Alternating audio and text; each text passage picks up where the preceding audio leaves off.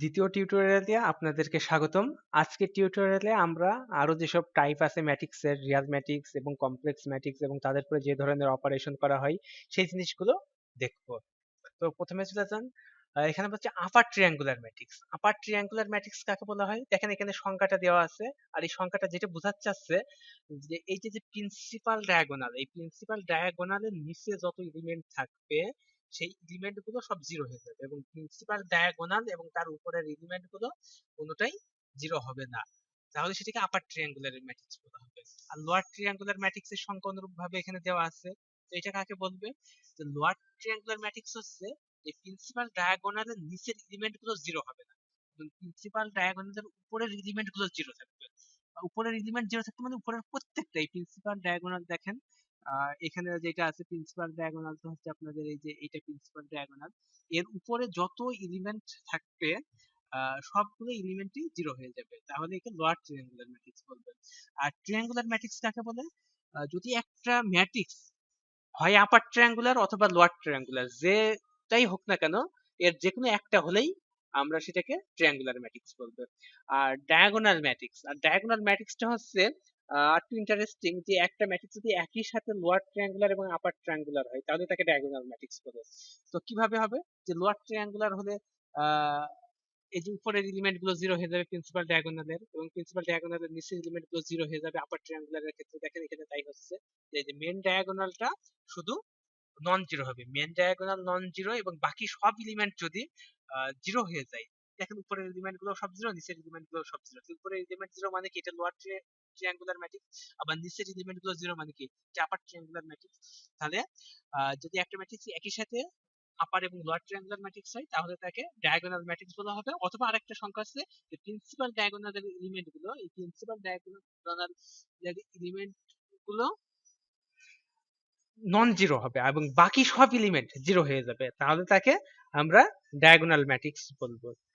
আচ্ছা, তারপরে কি আছে চলেন দেখি। এখানে একটা উদাহরণ দেখিয়েছে ডায়াগোনাল এলিমেন্টের। হ্যাঁ, এই যে দুইটা ডায়াগোনাল এলিমেন্ট ম্যাট্রিক্সের যদি গুণ করি, দেখেন এ বি এবং বি এ সবসময় একই হয়। অর্থাৎ ম্যাট্রিক্সের ক্ষেত্রে দেখেন এই রুলটা কিন্তু সবসময় ফলো করে না। এই যে A B is equal to B A হতেও পারে, নাও পারে, কিন্তু যদি এ এবং বি উভয়ে যদি ডায়াগোনাল ম্যাট্রিক্স হয় তাহলে A B is equal to B A হয়। তাহলে এই জিনিসটা কিন্তু মনে রাখবেন। এখান থেকে কিন্তু প্রশ্ন হতে পারে যে দুইটা ম্যাট্রিক্স যদি ডায়াগোনাল ম্যাট্রিক্স হয় তাহলে A B is equal to B A হবেই।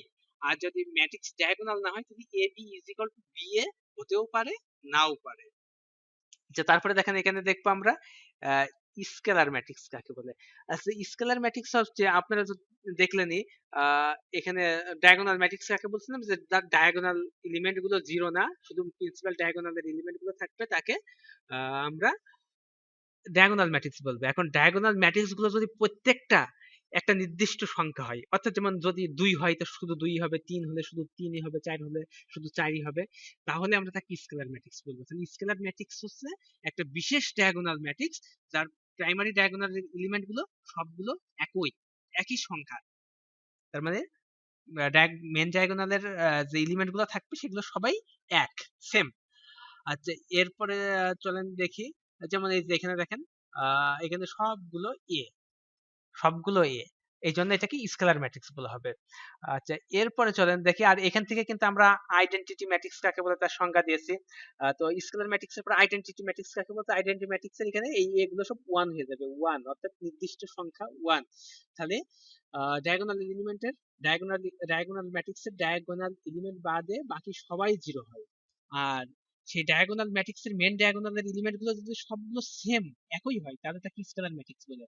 আর এই মেন ডায়াগোনাল ম্যাট্রিক্স এর যে মেন ডায়াগোনালের এলিমেন্ট সেগুলো যদি এক হয়, সব ক্ষেত্রে যদি এক হয়, মানে প্রত্যেকটা এলিমেন্ট যদি এক ইউনিট হয় তাহলে তাকে ইউনিট ম্যাট্রিক্স বলা হয়। ওকে। আর জিরো ম্যাট্রিক্স কাকে বলবেন? যার প্রত্যেকটা এলিমেন্ট জিরো তাকে জিরো ম্যাট্রিক্স বলা হবে। আর এখানে বলেন কমিউটেটিভ ম্যাট্রিক্স। আসলে কমিউটেটিভ ম্যাট্রিক্স কিন্তু একটা সিঙ্গেল ম্যাট্রিক্স কে বলা হয় না। যদি এই যে এ এবং বি দুইটা ম্যাট্রিক্স, ঠিক আছে। আচ্ছা, আমি একটু জুম করে নিই। এই যে এ এবং বি দেখছেন দুইটা ম্যাট্রিক্স, এ এবং বি, এই দুইটা ম্যাট্রিক্স হচ্ছে স্কয়ার ম্যাট্রিক্স। এখানে কি দেখেন, স্পেশালি স্কোয়ার হতে হবে, কিন্তু স্কোয়ার না হলে হবে না। Square matrix such that A B is equal to B A, তাহলে তাকে কমিউটেটিভ বলা হবে। আর যদি A B is equal to minus B A হয়, তাহলে তাকে অ্যান্টি কমিউটেটিভ বলা হবে। সংজ্ঞাটা মনে থাকবে, A B is equal to দুইটা স্কেলার ম্যাট্রিক্স এ এবং বি, যদি A B is equal to B A হয় তাহলে তাকে কমিউটেটিভ ম্যাট্রিক্স বলে। আর যদি A B is not B A, অর্থাৎ A B is equal to minus B A হয়, তাহলে তাকে অ্যান্টি কমিউটেটিভ ম্যাট্রিক্স বলা হয়। আচ্ছা, এখন দেখেন এ যদি একটা স্কেলার ম্যাট্রিক্স হয় আর বি যদি একটা যে কোনো ম্যাট্রিক্স হয়, এ একটা স্কেলার ম্যাট্রিক্স আর বি হচ্ছে যে কোনো ম্যাট্রিক্স, তাহলে এ বি মানে হচ্ছে এই যে ডায়াগোনালের যে এলিমেন্ট এ দিয়ে বি কে গুণ করা, অর্থাৎ এ দিয়ে বি এর স্কেলার গুণ, অর্থাৎ এ দিয়ে এই বি ম্যাট্রিক্সের স্কয়ার গুণ, স্কেলার মাল্টিপ্লিকেশন। অর্থাৎ ম্যাট্রিক্সের আমরা যে প্রথম টিউটোরিয়াল স্কেলার মাল্টিপ্লিকেশন দেখেছিলাম সেরকম। এরপরে দেখেন, show the matrix A and B are anti commutative where A is equal to এত, বি ইজ ইকুয়াল টু এত। তো চলেন এটা দেখে আসি। এ এবং বি, এ ম্যাট্রিক্স লিখেছে গুণ বি ম্যাট্রিক্স লিখেছে, এবারে আমরা গুণটা দেখবো ম্যাট্রিক্সের গুণ। তাহলে এই যে প্রথম রো এর সাথে প্রথম কলামের করেসপন্ডিং এলিমেন্টের গুণ হবে, দেখেন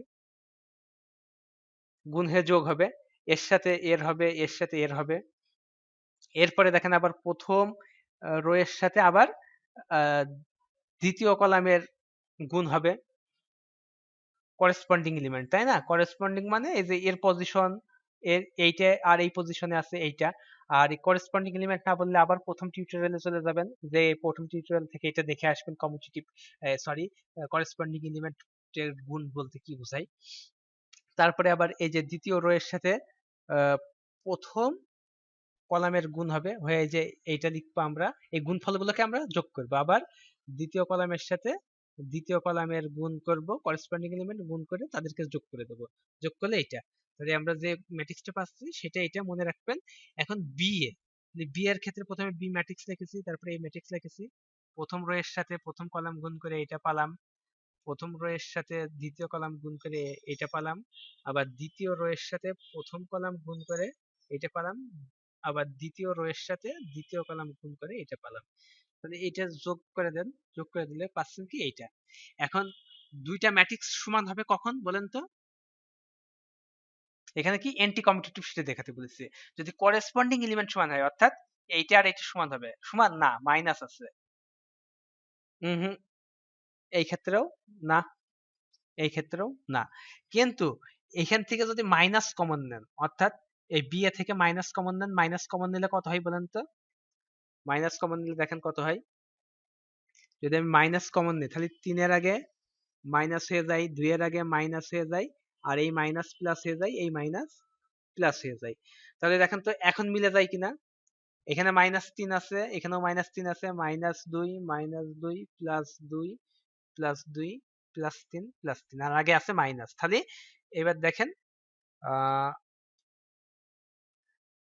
মাইনাস এত, অর্থাৎ ফ্রম 1 এবং 2 আমরা কি পাচ্ছি? ab is equal to minus ba, তাহলে ab is equal to minus ba, hence a and b are anti commutative। তাহলে এই পর্যন্ত আমরা একটা লেকচার শেষ করলাম। একটা লেকচার শেষ করলাম বলতে এখানে কয়টা হবে বলেন তো? আমরা আগে লেকচার দিয়েছি 6টা সম্ভবত। তাহলে তাহলে আমরা এখান থেকে আমাদের একটা লেকচার হলো, মানে এটা 7 নম্বর লেকচার কমপ্লিট হলো আমাদের। তো 7 নম্বর লেকচার কমপ্লিট হলে চলেন 8 নম্বর লেকচারে যাই। এখানে 8 নম্বর লেকচারে যেটা বলছে তো ইউনিট ম্যাট্রিক্স, তো যেটা বলছিলাম ইউনিট ম্যাট্রিক্স কাকে বলে? Unit matrix or identity matrix, এর আরেকটা নাম হচ্ছে আইডেন্টিটি ম্যাট্রিক্স। তো এই যে দেখেন, এই যে মেন ডায়াগোনাল দেখেন, এখানে মেন ডায়াগোনালটা কিন্তু নন জিরো, তাহলে এটা ডায়াগোনাল ম্যাট্রিক্স। আবার এর প্রত্যেকটা এলিমেন্টই সেম, তাহলে এটা স্কেলার ম্যাট্রিক্স। আবার দেখেন স্পেসিফিক্যালি এটা হচ্ছে 1 প্রত্যেকটা এলিমেন্ট, তাহলে এর নাম হয়ে যাবে এখন unit matrix or identity matrix. আর unit matrix of size n by n একে কিভাবে ডিনোট করে? এই যে আই এন, আর আই দ্বারা ইউনিট ম্যাট্রিক্স, আর আই এন দ্বারা n বাই n সাইজের ইউনিট ম্যাট্রিক্সকে ডিনোট করা হয়। এরপরে দেখি আইডেন্টিটি ম্যাট্রিক্স সম্বন্ধে আর কি কি আছে। এই যে যেমন যে কোনো ম্যাট্রিক্স কে যদি ওই সেম অর্ডারের, যদি একটা স্কয়ার ম্যাট্রিক্স কে যদি ওই একই অর্ডারের একটা, যেমন এ হচ্ছে এখানে n বাই n অর্ডারের ম্যাট্রিক্স, অর্থাৎ যদি একটা ম্যাট্রিক্স স্কয়ার হয় তাহলে n অর্ডার বলতে বোঝাবে n বাই n অর্ডার, মানে সাইজ যদি n বোঝানো হয় তাহলে সেটাকে বোঝানো যাবে n বাই n সাইজ। অর্থাৎ স্কয়ার ম্যাট্রিক্স কে আমরা ওই ক্রস চিহ্ন না দিয়েও লিখতে পারি, যেমন m বাই n অর্ডার বলি বা m বাই n সাইজ বলি। তো যদি একটা ম্যাট্রিক্স স্কয়ার হয় তার যতগুলো রো আছে ততগুলো কলাম আছে, তাহলে এই n বাই n দুবার লেখার তো দরকার নেই, আমরা ওই জন্য শুধু একটা n দেখেই প্রকাশ করি। তাহলে এ যদি n অর্ডারের একটা স্কয়ার ম্যাট্রিক্স হয় এবং i n যদি সেই n অর্ডারের একটা আইডেন্টিটি ম্যাট্রিক্স হয়, তাদের গুণ করলে এই ম্যাট্রিক্সটাই ঘুরে ফিরে পাবো আমরা। তো এই যে দেখেন এ আই, এ বা A I is equal to A. এরপরে দেখেন আরেকটা থিওরেম, এটা মনে রাখবেন, শুধু থিওরেমটা মনে রাখবেন। আইডেন্টিটি ম্যাট্রিক্স এর পাওয়ার। আচ্ছা, এখন পাওয়ারিং বলতে কি বুঝি সেটা আগে সংক্ষেপে বুঝাই দিই। ধরেন এ একটা ম্যাট্রিক্স আছে, এ স্কয়ার মানে এ গুণ এ, যদি এ কিউব বলা হয়, এ কিউব তার মানে এ গুণ এ, বুঝতে পারছেন? তার মানে এ টু দি পাওয়ার এন, এটার অর্থ কি A into A into A dot dot dot dot A, মানে এন বার এ গুণ করতে হবে। তাহলে পাওয়ারিং মানে বুঝেছেন? তাহলে একটা ম্যাট্রিক্স এর পাওয়ারিং, তো পাওয়ারিং করতে হলেও কিন্তু যে ম্যাট্রিক্স এর পাওয়ারিং করবে সেই ম্যাট্রিক্স থেকে অবশ্যই স্কয়ার ম্যাট্রিক্স হবে। তো এখন কিন্তু আপনারা বুঝতে পারছেন যে স্কয়ার ম্যাট্রিক্স এর একটা বিশেষ তাৎপর্য আছে। আর তাহলে এই যে দেখেন I to the power M, I to the power M, I to the power M minus one I square I, তার মানে আই কে যতই পাওয়ারিং করেন না কেন সে আই ম্যাট্রিক্স কে ঘুরে ফিরে পাবেন। অর্থাৎ ইউনিট ম্যাট্রিক্স কে পাওয়ারিং করলে আই হয়, যেমন ওয়ান কে যত দিয়েই পাওয়ার করেন না কেন ওয়ান হয়। এই ইউনিট ম্যাট্রিক্স কে যত দিয়েই পাওয়ারিং করবেন না কেন সে আই হবে, যদি পাওয়ারিংটা কোনো নেগেটিভ পাওয়ার দিয়ে না করেন বা জিরো দিয়ে না করেন, অর্থাৎ পজিটিভ এক দুই তিন চার যা দিয়েই করেন না কেন সে আই পাওয়া যাবে। চলেন এরপরে দেখি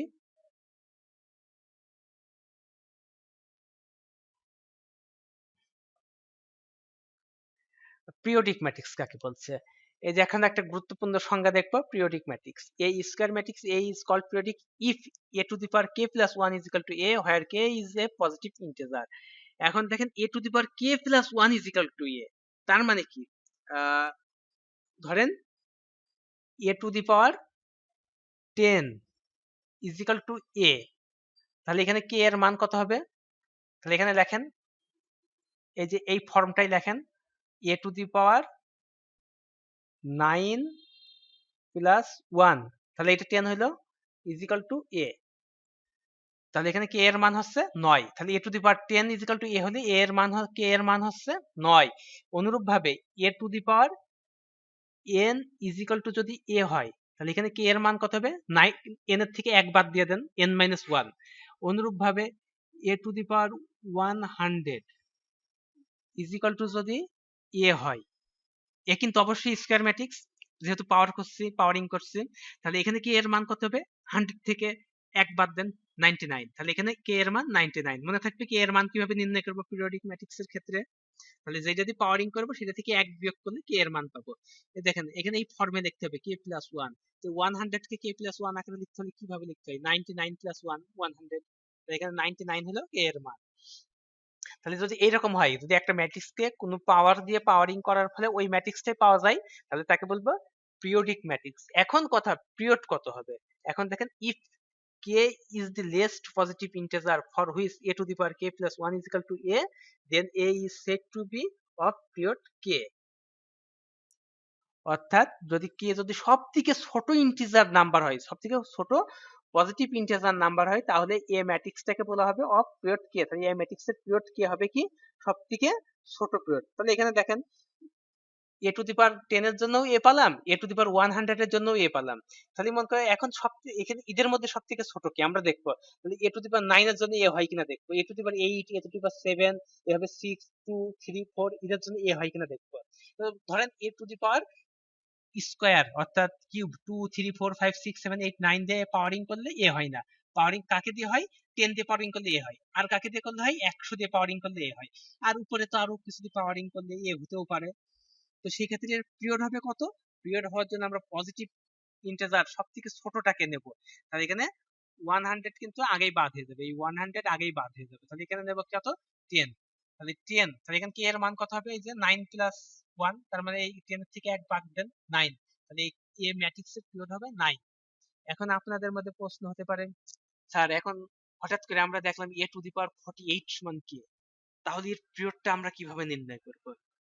এটা আসলে বোকার মতো প্রশ্ন। আপনি একবারে তো a টু দি পাওয়ার 48 নির্ণয় করতে পারবেন না। a টু দি পাওয়ার 48 মানে কি, a কে a এর সাথে 48 টাইমস গুণ করতে হবে, তাই না? প্রথমে আপনাকে a স্কয়ার নির্ণয় করতে হবে, তারপর a কিউব, তারপর a to the power 4, a to the power 5, এইভাবে তো a টু দি পাওয়ার 48 এ যাবেন। তো কোনো ম্যাট্রিক্সের পিরিয়ড নির্ণয় করা খুব কঠিন না। এই যে বলছে যে সবথেকে ছোট পজিটিভ ইন্টিজার হবে কি, অর্থাৎ এখানে যেমন 100 এর জন্য হয়েছে, আবার 10 এর জন্য হয়েছে, তাহলে আমরা 10 কে বেছে নিচ্ছি, সবথেকে ছোট হচ্ছে এখানে 10, তাহলে 10 কে বেছে নিচ্ছি, তাহলে 10 মাইনাস 1 ইকুয়াল টু 9, তাহলে 9 হচ্ছে এই ম্যাট্রিক্সের পিরিয়ড।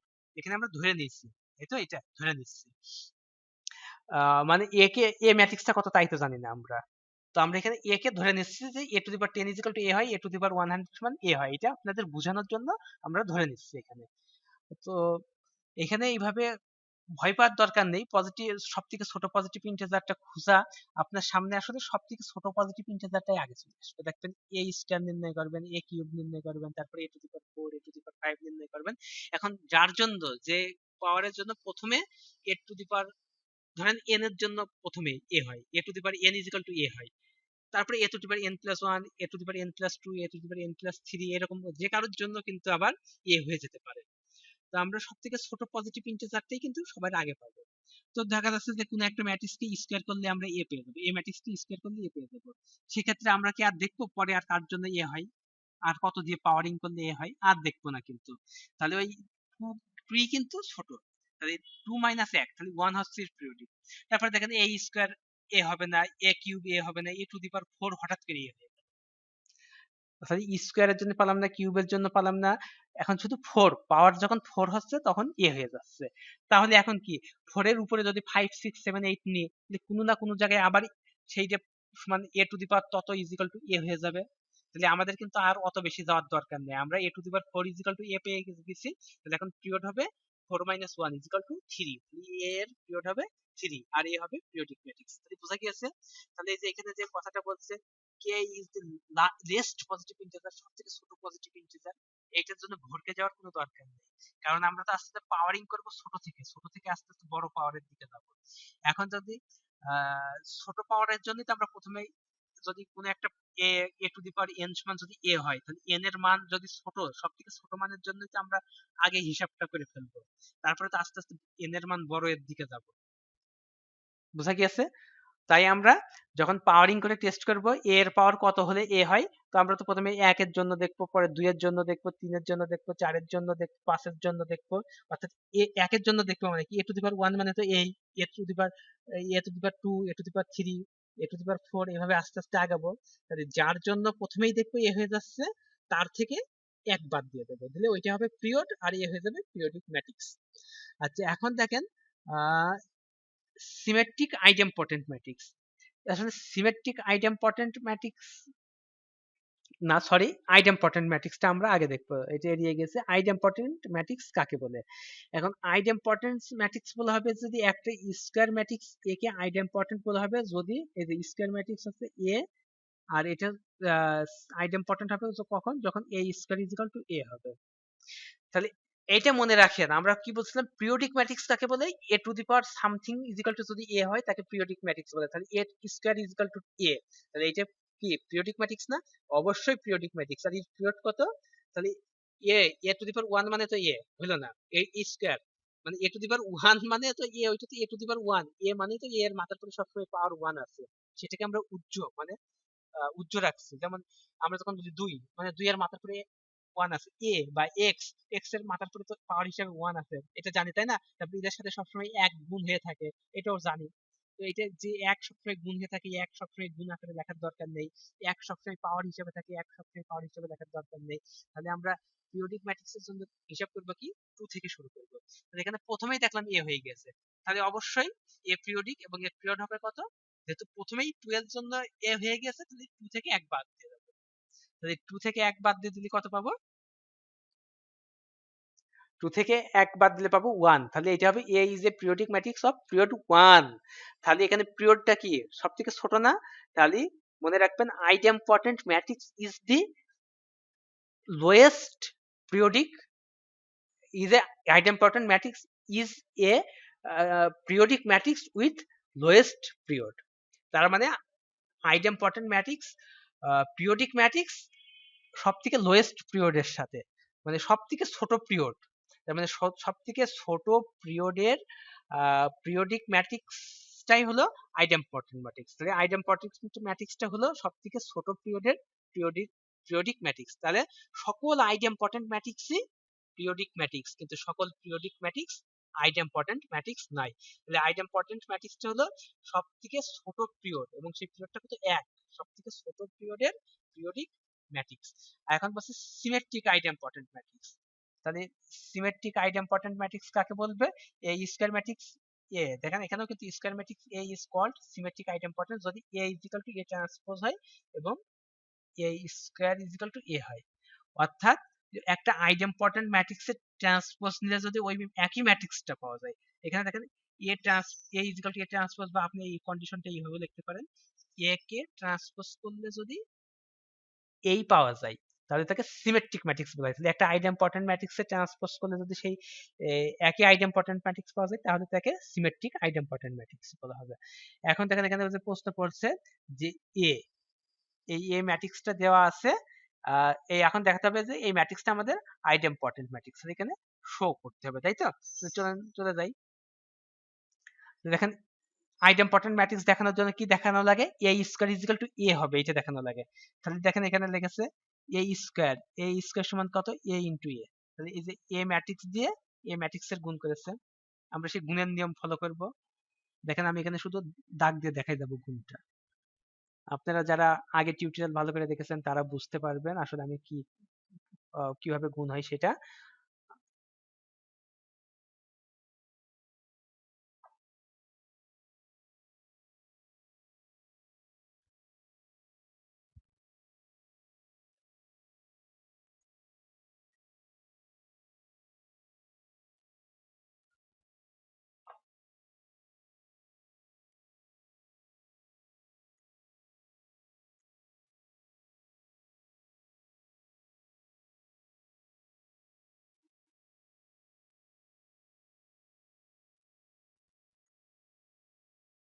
এখানে যোগ বিয়োগ করে দেন, যোগ বিয়োগ করলে এই যে ম্যাট্রিক্সটা পাবেন। দেখেন তো এই ম্যাট্রিক্সটা আর এই ম্যাট্রিক্সটা এক না?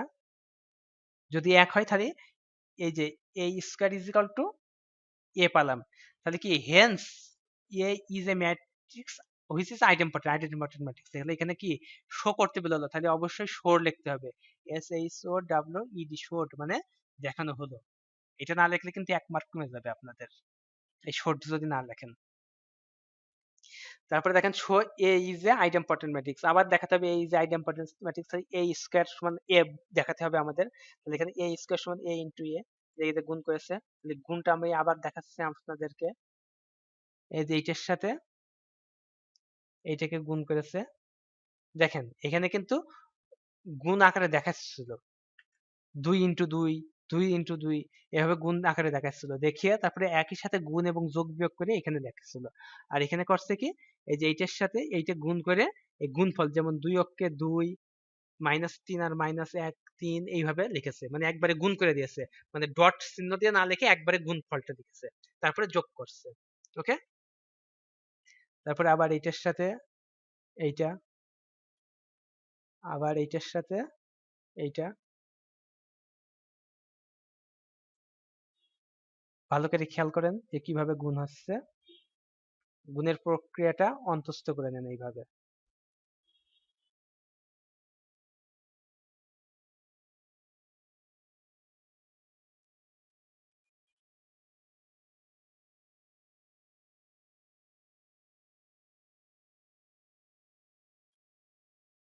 এবার যোগ করে দেন, যোগ করে দিলেন, দেখেন তো এই ম্যাট্রিক্সটা আর এই ম্যাট্রিক্সটা মিলে যায় কিনা, অর্থাৎ এ ম্যাট্রিক্স পাচ্ছে। তাহলে A square is equal to A, hence A is a idempotent matrix. এখানে কি বলেছে? শো করতে বলেছে, তাহলে এখানেও লিখতে হবে SHOWED, শোড।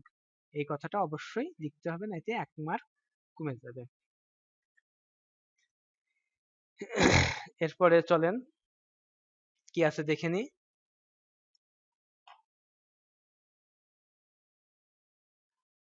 আচ্ছা, তাহলে আমাদের আইডেমপটেন্স ম্যাট্রিক্সটা করে ফেলেছি, তাই তো? তাহলে এখন আইডেমপটেন্স ম্যাট্রিক্সটা যদি আমাদের করা হয়ে যায়, তো আমরা এখানে কি পিরিয়ডিক ম্যাট্রিক্স করলাম, আইডেমপটেন্ট ম্যাট্রিক্স করলাম। তো এই পর্যন্ত যে অঙ্কগুলো করলাম তাতে আমাদের 8 নম্বর লেকচারটা কমপ্লিট হয়ে গেল। তাহলে এখন আমরা শুরু করব 9 নম্বর লেকচার। তো 9 নম্বর লেকচারে আমরা কোনটা করব? 9 নম্বর লেকচারে আমরা করব ইনভার্ট ইনভলিউটরি ম্যাট্রিক্স। তাহলে ইনভলিউটরি ম্যাট্রিক্স, তাহলে ইনভলিউটরি ম্যাট্রিক্স কাকে বলে? তাহলে একটা স্কোয়ার ম্যাট্রিক্স, সরি, এ যেটা একটা square matrix is called involutory provided it satisfied the equation A square is equal to I. তাহলে আইটা কি? আই হচ্ছে আইডেমপটেন্ট ম্যাট্রিক্স। তাহলে আই এর অর্ডার কত হবে? এ এর অর্ডার। তাহলে এ যদি এন অর্ডারের ম্যাট্রিক্স হয়, আইও এন অর্ডারের স্কোয়ার আইডেন্টিটি ম্যাট্রিক্স হবে, তাই তো? তাহলে আই স্কোয়ার যদি, সরি, একটা ম্যাট্রিক্স এ দেওয়া আছে, এখন যদি আগে পড়ছিলাম কি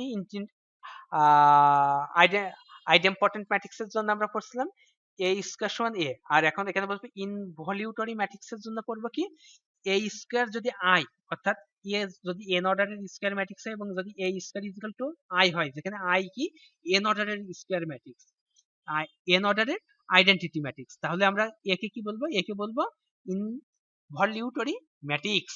ফর এক্সাম্পল, যেমন এইটাকে বলা হচ্ছে এই যে এ ইজ ইকুয়াল টু এত ইজি ইনভলিউটরি ম্যাট্রিক্স। চলেন দেখি এ কেন এখানে এ স্কোয়ার করেন। তাহলে এ স্কোয়ার, এ স্কোয়ার সমান কত লিখবেন? এটা কিন্তু অবশ্যই লিখবেন A square is equal to A into A. A into A মানে কি এ ইন্টু এ। তাহলে এবার দেখেন সে গুণ করে দেন, আমি সে গুণের নিয়মটা দেখাই এখানে।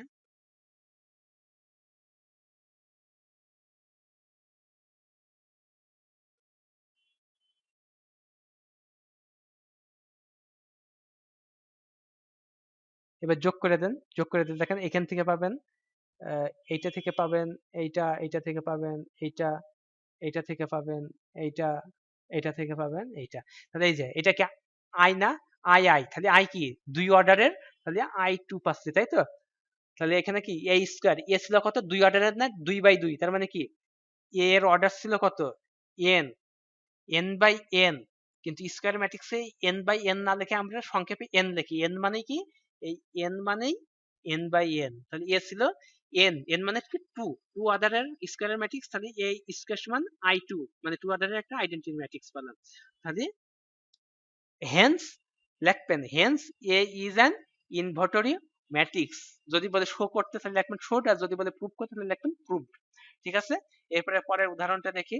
এই যে এখানে 3/3 অর্ডার, অর্থাৎ থ্রি অর্ডারের, থ্রি অর্ডার বলতে আমি যখন বলবো 3/4 অর্ডার, তার মানে সেটা হচ্ছে রেক্টেঙ্গুলার ম্যাট্রিক্স। আর যদি বলি থ্রি অর্ডার, থ্রি অর্ডার মানে 3/3 অর্ডারের স্কোয়ার ম্যাট্রিক্সকে বুঝবেন। ঠিক আছে? যদি অর্ডার বা সাইজ একটা সংখ্যা দিয়ে উল্লেখ করি তাহলে আপনারা অবশ্যই ধরে নেবেন সেটি স্কোয়ার ম্যাট্রিক্স।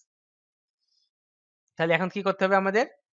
এই যে এ স্কোয়ার সমান কি লিখবেন? অবশ্যই লিখবেন A square is equal to A into A সমান কি, যে এ ম্যাট্রিক্সের সাথে এ ম্যাট্রিক্স গুণ করবেন। যে গুণটা আমি আপনাদের আরেকবার দেখাই, নিয়মটা আপনারা যাতে অন্তস্থ করতে সুবিধা হয়।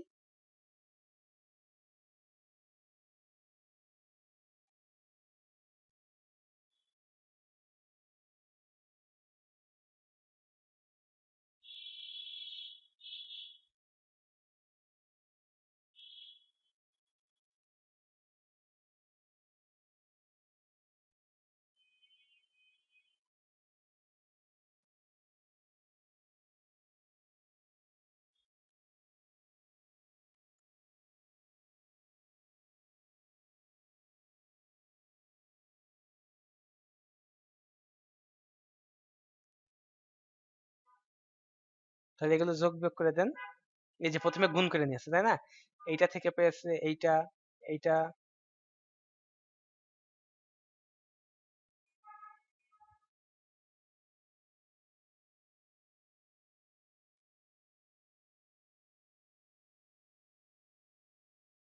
তাহলে এটা কি থ্রি অর্ডার। তাহলে এ ছিল কত? থ্রি অর্ডারের স্কোয়ার ম্যাট্রিক্স। তাহলে এ স্কোয়ার সমান পালাম কি থ্রি অর্ডারের একটা আইডেন্টি ম্যাট্রিক্স পেলাম। Hence the given matrix A is involutory. তাই তো? এখানে কি বলেছে? শো করতে বলেছে। তাহলে অবশ্যই আপনারা লিখবেন SHOWED showed। ওকে? তাহলে আমরা এখন ৯ নম্বর লেকচারটা করছি। তো ৯ নম্বর লেকচারটা আমাদের এখানেই শেষ হলো। এরপরে আমরা করব ১০ নম্বর লেকচার। তো ১০ নম্বর লেকচারে আমরা করব নীলপটেন্ট ম্যাট্রিক্স। তো নীলপটেন্ট ম্যাট্রিক্স এর সংখ্যাটা কি? A square matrix A. তাহলে এ একটা square matrix is called nilpotent matrix of order M. M অর্ডারের নীলপটেন্ট ম্যাট্রিক্স বলা হবে যদি A to the power M is equal to 0 হয় এবং A to the power M minus 1 is not 0 হয়। আচ্ছা, এখন আরেকটা জিনিস দেখেন, জিরোর সাথে যদি আমরা কোনো কিছু যোগ করি, জিরো হয়, সরি সেই সংখ্যাটাই হয়। আবার জিরো দিয়ে যদি কোনো সংখ্যাকে গুণ করি তাহলে জিরো হয়ে যায়। তো জিরো ম্যাট্রিক্স মানে কি? তার সবগুলো এলিমেন্ট জিরো, তাই না? জিরো ম্যাট্রিক্স দিয়ে কোনো ম্যাট্রিক্সকে গুণ করলে, সরি জিরো ম্যাট্রিক্স দিয়ে কোনো ম্যাট্রিক্সকে যোগ করলে সব সেই ম্যাট্রিক্সটাই পাওয়া যাবে। আর জিরো ম্যাট্রিক্স দিয়ে কোনো ম্যাট্রিক্সকে গুণ করলে জিরো ম্যাট্রিক্স পাওয়া যাবে। ওকে? এখন আসলে এই যে এইটা দেওয়ার অর্থ হচ্ছে একটাই, এই অর্থটা যাতে মানুষ বোকামি না করতে পারে। ধরেন এ একটা ম্যাট্রিক্স দেওয়া আছে, A square not zero, A cube zero হয়ে গেল। তাহলে এ টু দি পাওয়ার 4 মানে কি? এ কিউব ইন্টু এ। তাহলে এ কিউবের মান যদি জিরো হয়ে যায়, দেখেন খেয়াল করে, ধরেন A square is not zero, A cube is equal to zero matrix পেলেন। তাহলে A to the power 4 is equal to কি? A cube into A is equal to zero into A is equal to zero. অনুরূপভাবে A to the power 4, A to the power 5 সবাই zero হয়ে যাবে, কারণ এ cube মানে তো zero. তাহলে A to the power 4 zero দিয়ে গুণ হবে, আবার এ টু দি পাওয়ার 5 মানে আবার জিরো দিয়ে গুণ হবে। তাহলে প্রত্যেকটা এইভাবে এ টু দি পাওয়ার 100 জিরো হয়ে যাবে। এখন আপনাদের জন্য এই কন্ডিশনটা দেওয়া না থাকলে, এই কন্ডিশনটা দেওয়া না থাকলে বোকারা কি করতে, তারা বলতো কি A cube is equal to zero. তাহলে 3 অর্ডারের নীলপটেন্ট ম্যাট্রিক্স। তারপরে বলতো কি A to the power 4 is equal to zero, তাহলে 4 অর্ডারের nilpotent matrix. A to the power 100 is equal to zero, তাহলে 100 অর্ডারের নীলপটেন্ট ম্যাট্রিক্স। তাহলে একটা নীলপটেন্ট ম্যাট্রিক্সের এতগুলো অর্ডার হয় কিভাবে, তাই না? তাহলে এই কন্ডিশনটা দিয়ে দিয়ে দিলে দেখবে যে A to the power 100 is equal to zero, আবার A to the power minus এক কমে দিলাম, A to the power 99 is equal to zero. এভাবে কমাতে কমাতে A to the power 4 is equal to zero, আবার এক কমাতে থাকবে A to the power 3 is equal to zero. তাহলে এই কন্ডিশন হোল্ড করছে। তাহলে একমাত্র দেখবে যে A to the power A cube সমান zero, A cube is equal to zero, but A square is not zero, A square is not zero. তাহলে এর অর্ডার হবে 3 অর্ডারের নীলপটেন্ট ম্যাট্রিক্স। আসলে এখানে অর্ডার বলতে ম্যাট্রিক্সের অর্ডার বোঝাচ্ছে না, কিন্তু ম্যাট্রিক্সের অর্ডার আলাদা আর নীলপটেন্টের অর্ডার আলাদা। অর্থাৎ যেমন পিরিয়ড আলাদা আর ম্যাট্রিক্সের অর্ডার আলাদা, তেমনি এখানে নীলপটেন্সির অর্ডার এম, ঠিক আছে? ম্যাট্রিক্সের এর অর্ডার আলাদা, আর এই যে অর্ডার এম এটা তারা নীলপটেন্সির অর্ডার বোঝানো হচ্ছে। ওকে? এখন এই সংখ্যাটাকে আরেকটু ভালোভাবে দেওয়া যায়, যে আমরা যে পাওয়ারিং করি, এটা ছোট থেকে 1 2 3 4, মানে 1 মানে তো সে নিজেই ম্যাট্রিক্স, ওই 1 কে ধরি না, 2 থেকে শুরু করি, তাই না? Powering square cube to the power 4 to the power 5 এভাবে শুরু করি। তাহলে আমরা তো যখন পাওয়ারিং করব তখন তো ছোট থেকেই শুরু করব। তাহলে প্রথমে যে পাওয়ারের জন্য জিরো হবে সেই পাওয়ারটাকে নীলপটেন্সির অর্ডার করব। ওকে? তো এই সংখ্যাটা দিলে কি হবে, সংখ্যাটা বড় হয়ে যায়। সেই আমরা যদি এইভাবে সংখ্যাটা দিতাম যে এ কে পাওয়ারিং করা শুরু করবো এবং সব থেকে ছোট যে পাওয়ারের জন্য আমরা জিরো পেয়ে যাব, পাওয়ারিং করে জিরো পাবো ওই ম্যাট্রিক্সটাকে, তাকে তখন আমরা ওই ম্যাট্রিক্সটাকে নীলপটেন্ট ম্যাট্রিক্স বলবো উইথ নীলপটেন্সি অর্ডার ওই পাওয়ারটা, তাই না? এই সংখ্যাটা বড় হয়ে যাচ্ছে, তো সেই সংখ্যাটা যদি আমরা এইভাবে লিখি দিই, সেই সংখ্যাটা হয়ে যাচ্ছে ছোট। আচ্ছা, এখন দেখেন একটা উদাহরণ দিয়েছে যে matrix A is equal to এত ইজ নীলপটেন্ট ম্যাট্রিক্স। এখন দেখেন এ, এ মানে কত? এ to the power 1, A to the power 1, A মানে তো A to the power 1, 1 is not 0, তাই না? এখন এ স্কয়ার মানে কি? A square is equal to A into A. দেখেন এবার গুণ করছে, গুণের নিয়ম অনুযায়ী সেই গুণটা আপনাদের আরেকবার দেখাচ্ছি, আপনারা যাতে গুণটা অন্তস্থ করতে পারেন।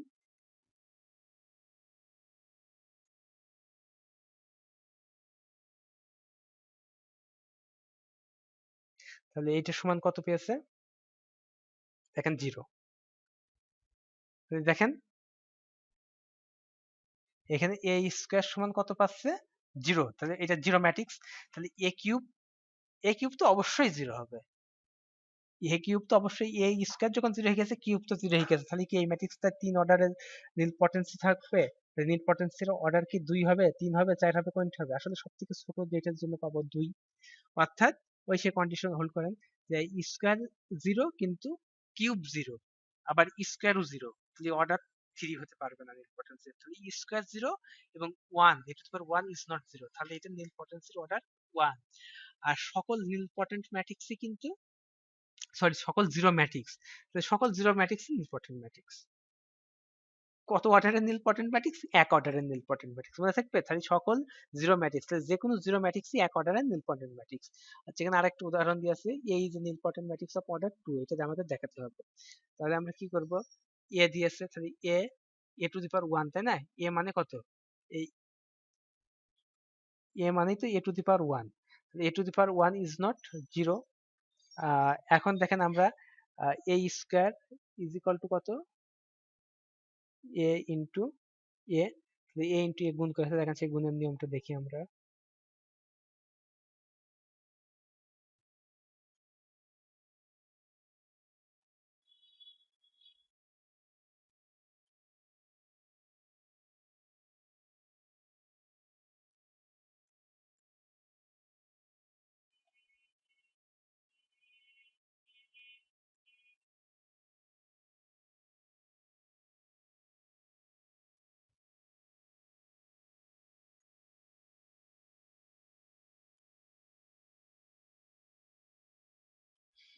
তাহলে এবার গুণ করে যোগ করে দেন, দেখেন জিরো ম্যাট্রিক্স পেয়ে গেলেন না?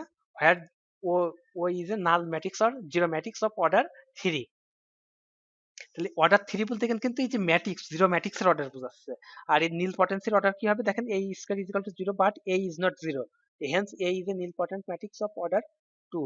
এটি কি প্লেসে শো করতে, তাহলে অবশ্যই এখানে লিখবেন SHOWED, showed.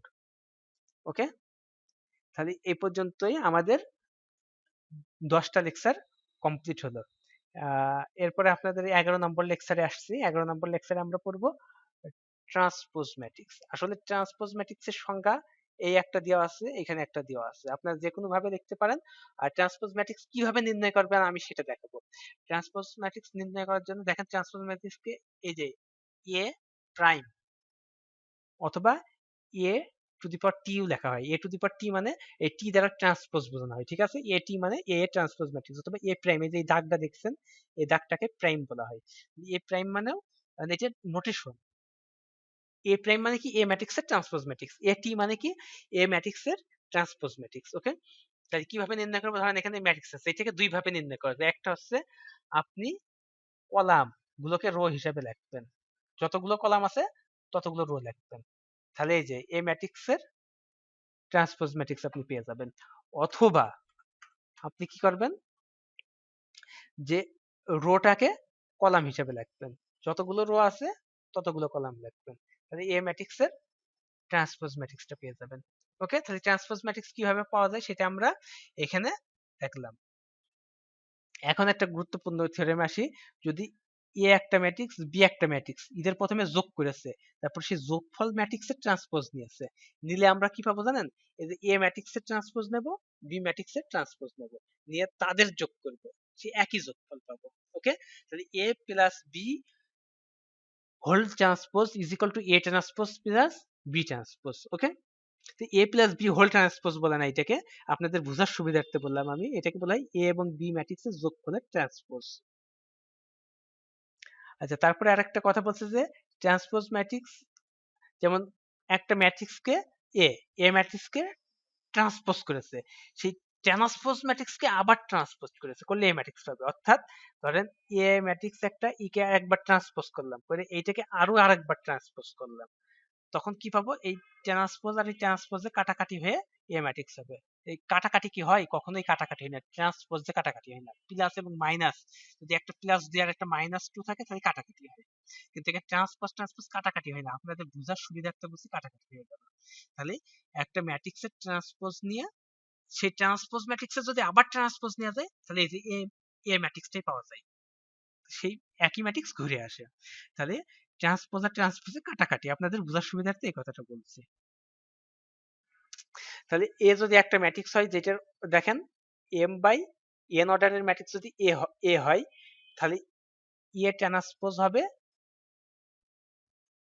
N by M অর্ডারের, ঠিক আছে, এন বাই এম অর্ডারের ম্যাট্রিক্স।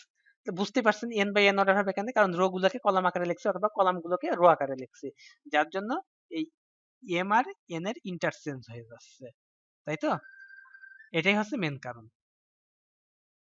দেখেন আরেকটা ম্যাট্রিক্স যদি এ থাকে এবং এ ম্যাট্রিক্স কে যদি কি দিয়ে গুণ করে তার ট্রান্সপোজ দেন, তাহলে এ ট্রান্সপোজ, এটা খুব একটা গুরুত্বপূর্ণ থিওরেম নয়, থিওরেমটা বাদ দিতে পারেন আপনারা। আচ্ছা, এরপরে দেখেন আমাদের একটা প্রবলেমের কথা বলা হচ্ছে। সেই প্রবলেমটা হচ্ছে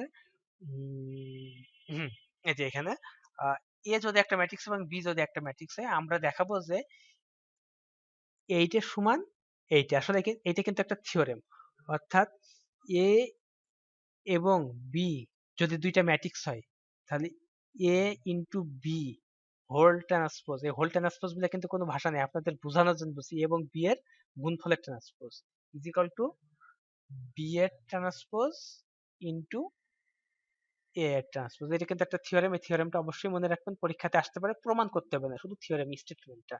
তাহলে এ এবং বি দুইটা ম্যাট্রিক্স হলে সেই দুইটা ম্যাট্রিক্সের গুণফলের ট্রান্সপোজ নিলে আমরা কি পাবো, বি এর ট্রান্সপোজ ইন্টু এ এর ট্রান্সপোজ, মনে থাকবে?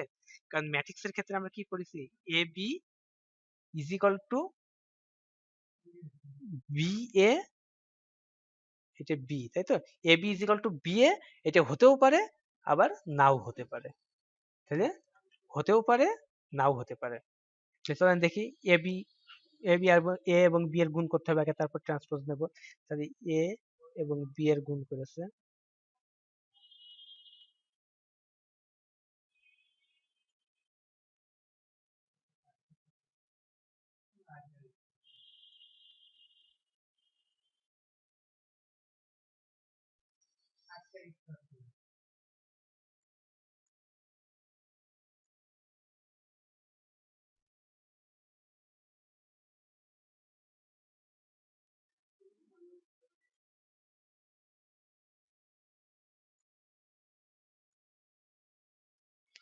তাহলে এবি ম্যাট্রিক্স কত পাবে, এই থেকে গুণ করে যোগ করে দেন, তাহলে এবি ম্যাট্রিক্স সমান এইটা পেয়েছেন। তাহলে এবি ম্যাট্রিক্সের ট্রান্সপোজ মানে কি বলেন তো, এই যে এই ম্যাট্রিক্সের রো গুলোকে কলাম আকারে লেখেন, এই যে এই রোটা লিখেছে এই কলাম আকারে, এই রোটা দেখেন কলাম দিয়েছে, তৃতীয় রোকে তৃতীয় কলাম, অবশ্যই যত নম্বর রো পরের ম্যাট্রিক্সে তত নম্বর কলাম হয়ে যাবে, এইটাই হচ্ছে ট্রান্সপোজ। এখন দেখেন এ ট্রান্সপোজ, এখন এ ম্যাট্রিক্স ছিল কোনটা দেখেন, এই যে প্রথম কলাম হয়ে যাবে প্রথম রো, আপনি যেভাবে খুশি সেভাবে করতে পারেন, রোকে কলাম বা কলামকে রো, আমরা রোই নিই, রোকে কলাম করলাম, প্রথম রোকে প্রথম কলাম, দ্বিতীয় রোকে দ্বিতীয় কলাম, তৃতীয় রোকে তৃতীয় কলাম, তাহলে আমরা এ ট্রান্সপোজ পেয়ে গেলাম। এখন বি ম্যাট্রিক্সে আসেন, প্রথম রো প্রথম কলাম একই রকম নিয়ম, তৃতীয় রো তৃতীয় কলাম, তাহলে বি ম্যাট্রিক্স থেকে আমরা বি ট্রান্সপোজ ম্যাট্রিক্স পেয়ে গেলাম। এখন এ বি ট্রান্সপোজ সমান এইটা কিন্তু আপনি মনে রাখেন, ঠিক আছে? তারপরে চলে আসেন এখানে বি ট্রান্সপোজ ইনটু ই ট্রান্সপোজ, এই যে গুণ করে দেন ম্যাট্রিক্সটা, যে ট্রান্সপোজ ম্যাট্রিক্স পেয়েছেন।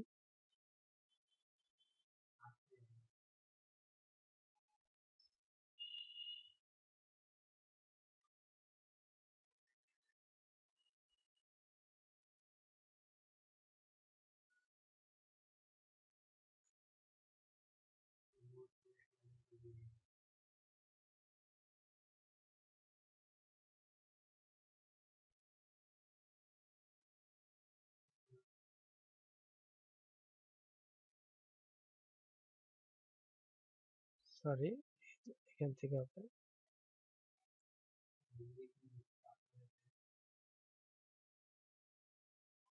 তো এটা যোগ করে দেন, দিয়ে দেখেন এই ম্যাট্রিক্সটা পেয়েছেন, তাই না? এই ম্যাট্রিক্সটা দেখেন আর আগের ম্যাট্রিক্সটা দেখেন, এই যে এই ম্যাট্রিক্সটা, এই যে এই ম্যাট্রিক্সটা দেখেন, লাস্টের রো যেটা আছে এরও সেই লাস্টের রো একই আছে, সেকেন্ড রো যা আছে এরও সেকেন্ড রো তা আছে, অর্থাৎ করেসপন্ডিং এলিমেন্ট গুলো দেখেন, এখানেও যা আছে এখানেও তা আছে, করেসপন্ডিং এলিমেন্ট সমান, তাহলে এইটার সমান কি, এই যে এ বি ম্যাট্রিক্সের গুণফলের ট্রান্সপোজ এইটা না, তাহলে কি পাবেন আপনারা, এইটা সমান এইটা, অথবা যেটা খুশি সেটাই বলতে পারেন, এ বি, আপনাদের সুবিধার্থে বলছি এ বি হোল ট্রান্সপোজ, মানে কি এ বি গুণের transpose is equal to B transpose, এই যে এখানে দেখেন B transpose into A transpose into A transpose. এটা কি শো করতে বলছে, হেন্স প্রুফ, সরি প্রুফ করতে বলছে, হেন্স প্রুফ, তাহলে এটা প্রুফড হয়ে গেল। তাহলে এরপরে অঙ্কটা চলে আসি, চলেন। এরপরে আমাদের এটা 11 নম্বর লেকচার, তাহলে আমরা 11 নম্বর লেকচার শেষ করলাম। এখন আমরা চলে আসবো 12 নম্বর লেকচারে। 12 নম্বর লেকচারে কি বলা হচ্ছে দেখেন তো, 12 নম্বর লেকচারে কমপ্লেক্স এবং রিয়াল ম্যাট্রিক্স বলা হচ্ছে। অর্থাৎ এখন দেখেন একটা ম্যাট্রিক্সের যদি সবগুলো উপাদান রিয়াল নাম্বার হয় তাহলে আমরা সেটাকে রিয়াল ম্যাট্রিক্স বলবো। আর একটা ম্যাট্রিক্সের যদি অন্তত একটা এলিমেন্ট, সবগুলো এলিমেন্টের দরকার নেই, যদি অন্তত একটা এলিমেন্ট কমপ্লেক্স নাম্বার হয় তাহলে তাকে আমরা কমপ্লেক্স ম্যাট্রিক্স বলবো। যেমন 1 গ্লাস দুধ কখন বলবো, যখন সেটা পুরা পিওর দুধ হবে, ঠিক আছে। ওর মধ্যে যদি এক ফোঁটা খারাপ কিছু পড়ে যায়, যেমন আপনি দুধ দুধে গেছেন গরুর, সেখান থেকে চুনা পড়ে গিয়েছে, সেই দুধটা কি করে ফেলে দেয়, কারণ কি সেটা আর খাঁটি দুধ হয় না। তো যদি সবগুলো রিয়াল নাম্বার হয় তখন আমরা রিয়াল ম্যাট্রিক্স বলবো, আর যদি একটা এলিমেন্ট যদি কমপ্লেক্স নাম্বার হয়ে যায় তখন সেটাকে আমরা কমপ্লেক্স ম্যাট্রিক্স বলবো। সেটাই হচ্ছে কমপ্লেক্স ম্যাট্রিক্সের ডেফিনেশন। তো রিয়াল ম্যাট্রিক্সের জন্য আমরা যতগুলো অপারেশন করতে পারি, কমপ্লেক্স ম্যাট্রিক্সেও আমরা সেই একই অপারেশন করতে পারি, প্লাস কমপ্লেক্স ম্যাট্রিক্সের জন্য আমরা আরো কিছু বেশি অপারেশন করে থাকি। তাহলে এখানে দেখেন রিয়াল ম্যাট্রিক্সের সংজ্ঞা দেওয়া আছে। রিয়াল ম্যাট্রিক্স, রিয়াল ম্যাট্রিক্সের সংজ্ঞা কি বলছে, A is equal to A conjugate, এভাবেও দিতে পারেন, অথবা বলতে পারেন যদি একটা ম্যাট্রিক্সের প্রত্যেকটা উপাদান যদি রিয়াল নাম্বার হয় তাহলে তাকে আমরা রিয়াল ম্যাট্রিক্স বলতে পারি, অথবা এইটা। তো এখন কনজুগেট কাকে বলে, কনজুগেট অফ এ ম্যাট্রিক্স, যেখানে বসে দেখেন complex conjugate or conjugate of a matrix, complex conjugate or conjugate of a matrix. তাহলে এর আগে আমরা শিখতে হবে কমপ্লেক্স নাম্বারের। তাহলে যেমন দেখেন এ প্লাস আই বি, এই আই দেখে আমরা কমপ্লেক্স নাম্বার, তাই না। এর কনজুগেট কত, এর কনজুগেটকে আমরা এই যে বার চিহ্ন দিয়ে প্রকাশ করি মাথার উপরে, A plus I B bar is equal to কত হয়, ইজিক্যাল টু হয় এ মাইনাস আই বি। অর্থাৎ আই এর আগের চিহ্ন শুধু পাল্টাবে, এ এর চিহ্ন কিন্তু পাল্টাবে না। ধরেন এটি minus A plus I B থাকতো, তাহলে কনজুগেট নিলে এখানে মাইনাস মাইনাসই থাকতো, কিন্তু তাহলে এই রিয়াল পার্ট যেটা সেটার চিহ্ন পাল্টাবে না। তাহলে কমপ্লেক্স নাম্বারের কনজুগেট নিলে এই যে যেটা আই নেই সেটাকে রিয়াল পার্ট বলে, আর যেটা আই আছে সেটাকে ইমাজিনারি পার্ট বলে। রিয়াল পার্টে কি আছে এ, আর ইমাজিনারি পার্টে আছে আই বি, না ভুল, ইমাজিনারি পার্টে আছে বি, ঠিক আছে। আই দ্বারা ইমাজিনারি পার্ট ইন্ডিকেট করা হচ্ছে, যেখানে আই এর মান রুট ওভার -1, তাহলে I square is equal to -1, I cube is equal to minus root over -1 মানে মাইনাস আই, আর আই টু দি পাওয়ার 4 মানে আবার সেই -1, sorry I to the power 4 is equal to -1 হয় নাকি, আই টু দি পাওয়ার 4 মানে 1 হবে, ঠিক আছে। এখন থেকে তাহলে কমপ্লেক্স কনজুগেট বুঝতে পারলেন। কনজুগেট মানে কি, যে একটা ম্যাট্রিক্সের কনজুগেট বলতে বোঝাবে ওই ম্যাট্রিক্সের যতগুলো কমপ্লেক্স এলিমেন্ট আছে সেই এলিমেন্টের কনজুগেট না, কমপ্লেক্স কনজুগেট নাম্বারে পাল্টে দেওয়া, অর্থাৎ সেই কমপ্লেক্স এলিমেন্ট গুলোকে কনজুগেট এলিমেন্টে বদলে দেওয়া। যেমন এখানে দেখেন, এখানে এ একটা ম্যাট্রিক্স, তাহলে এখানে তো অন্তত 3টে উপাদান কমপ্লেক্স আছে, তাহলে একটা উপাদান কমপ্লেক্স হলে সেটাকে কমপ্লেক্স ম্যাট্রিক্স বলা হবে। এখানে 3টে এলিমেন্ট কমপ্লেক্স নাম্বার, তাহলে এটাকে অবশ্যই কমপ্লেক্স ম্যাট্রিক্স। তাহলে এ কনজুগেট, এর কনজুগেটকে কিভাবে, এ যদি এই ম্যাট্রিক্সে এর কনজুগেট কি করছে দেখেন, এই যে কমপ্লেক্স উপাদানের কনজুগেট গুলো নিতে হবে, এখানে প্লাস আছে, তাহলে মাইনাস করে দিলাম, প্লাস আছে মাইনাস করে দিলাম, এখানে কি প্লাস আছে, কিছু নাই মানে কি প্লাস আছে, তাহলে মাইনাস করে দিলাম, তাহলে এ কনজুগেট পেয়ে গেলাম, ঠিক আছে। এর কনজুগেট ম্যাট্রিক্স বলতে বোঝায় কি, এর কনজুগেট ম্যাট্রিক্স কি এ বার দ্বারা প্রকাশ করা হয় এবং যেখানে কমপ্লেক্স এলিমেন্টের কনজুগেট নেওয়া হয়। ইমাজিনারি ম্যাট্রিক্স বলা হবে কি, একটা ম্যাট্রিক্স কি ইমাজিনারি ম্যাট্রিক্স বলা হবে যদি এই শর্তটাকে আপনারা এইভাবে লিখতে পারেন, A conjugate is equal to minus A হয়, তাহলে এই যে এ প্রাইম মানে এ ট্রান্সপোজ, এ টি মানে এ ট্রান্সপোজ, আর এ বার মানে A conjugate, conjugate of a matrix, ঠিক আছে। তাহলে A conjugate is equal to minus A হলে তাকে আমরা ইমাজিনারি ম্যাট্রিক্স বলবো। এরপরে চলেন দেখা যাক কি আছে। সরি, আমাদের 12 নম্বর লেকচার চলছে, 11টা লেকচার শেষ হয়েছে। তো আমরা 12 নম্বর লেকচারে কমপ্লেক্স এবং রিয়াল ম্যাট্রিক্সে চলে গেছি এবং কমপ্লেক্স অপারেশনে চলে গেছি। তো দেখা যায় কমপ্লেক্স ম্যাট্রিক্সে আমাদের কি বলছে, এই যে যেমন দেখেন আমাদের জটিল সংখ্যা কমপ্লেক্স নাম্বারের জন্য যে প্রপার্টি ছিল কমপ্লেক্স ম্যাট্রিক্সের সেটা হয়। যেমন দেখেন এ এবং বি ম্যাট্রিক্সের যোগফলের যদি কনজুগেট ম্যাট্রিক্স নেওয়া যায় তাহলে সেটা কার সমান হবে, এ ম্যাট্রিক্সের কনজুগেট প্লাস বি ম্যাট্রিক্সের কনজুগেট। ওকে, আবার আমরা একটা প্রপার্টি পড়ছিলাম না, এ ট্রান্সপোজের ট্রান্সপোজ করলে আবার কি হয়, ট্রান্সপোজ ট্রান্সপোজ কেটে যায়, এ হয়ে যায়। তেমনি একটা complex number A K transpose করলে, সরি, কনজুগেট করলে সেই কমপ্লেক্স নাম্বারটা পাওয়া যায়। তাহলে একটা ম্যাট্রিক্স এ এর কনজুগেট করব, সেই কনজুগেটকে আবার কনজুগেট করব, কনজুগেট কাটাকাটি হয়ে এ হয়ে যাবে। মনে রাখবেন কনজুগেট কাটাকাটি হয় না, আপনাদের বোঝার সুবিধার্থে এই কথা বলছি।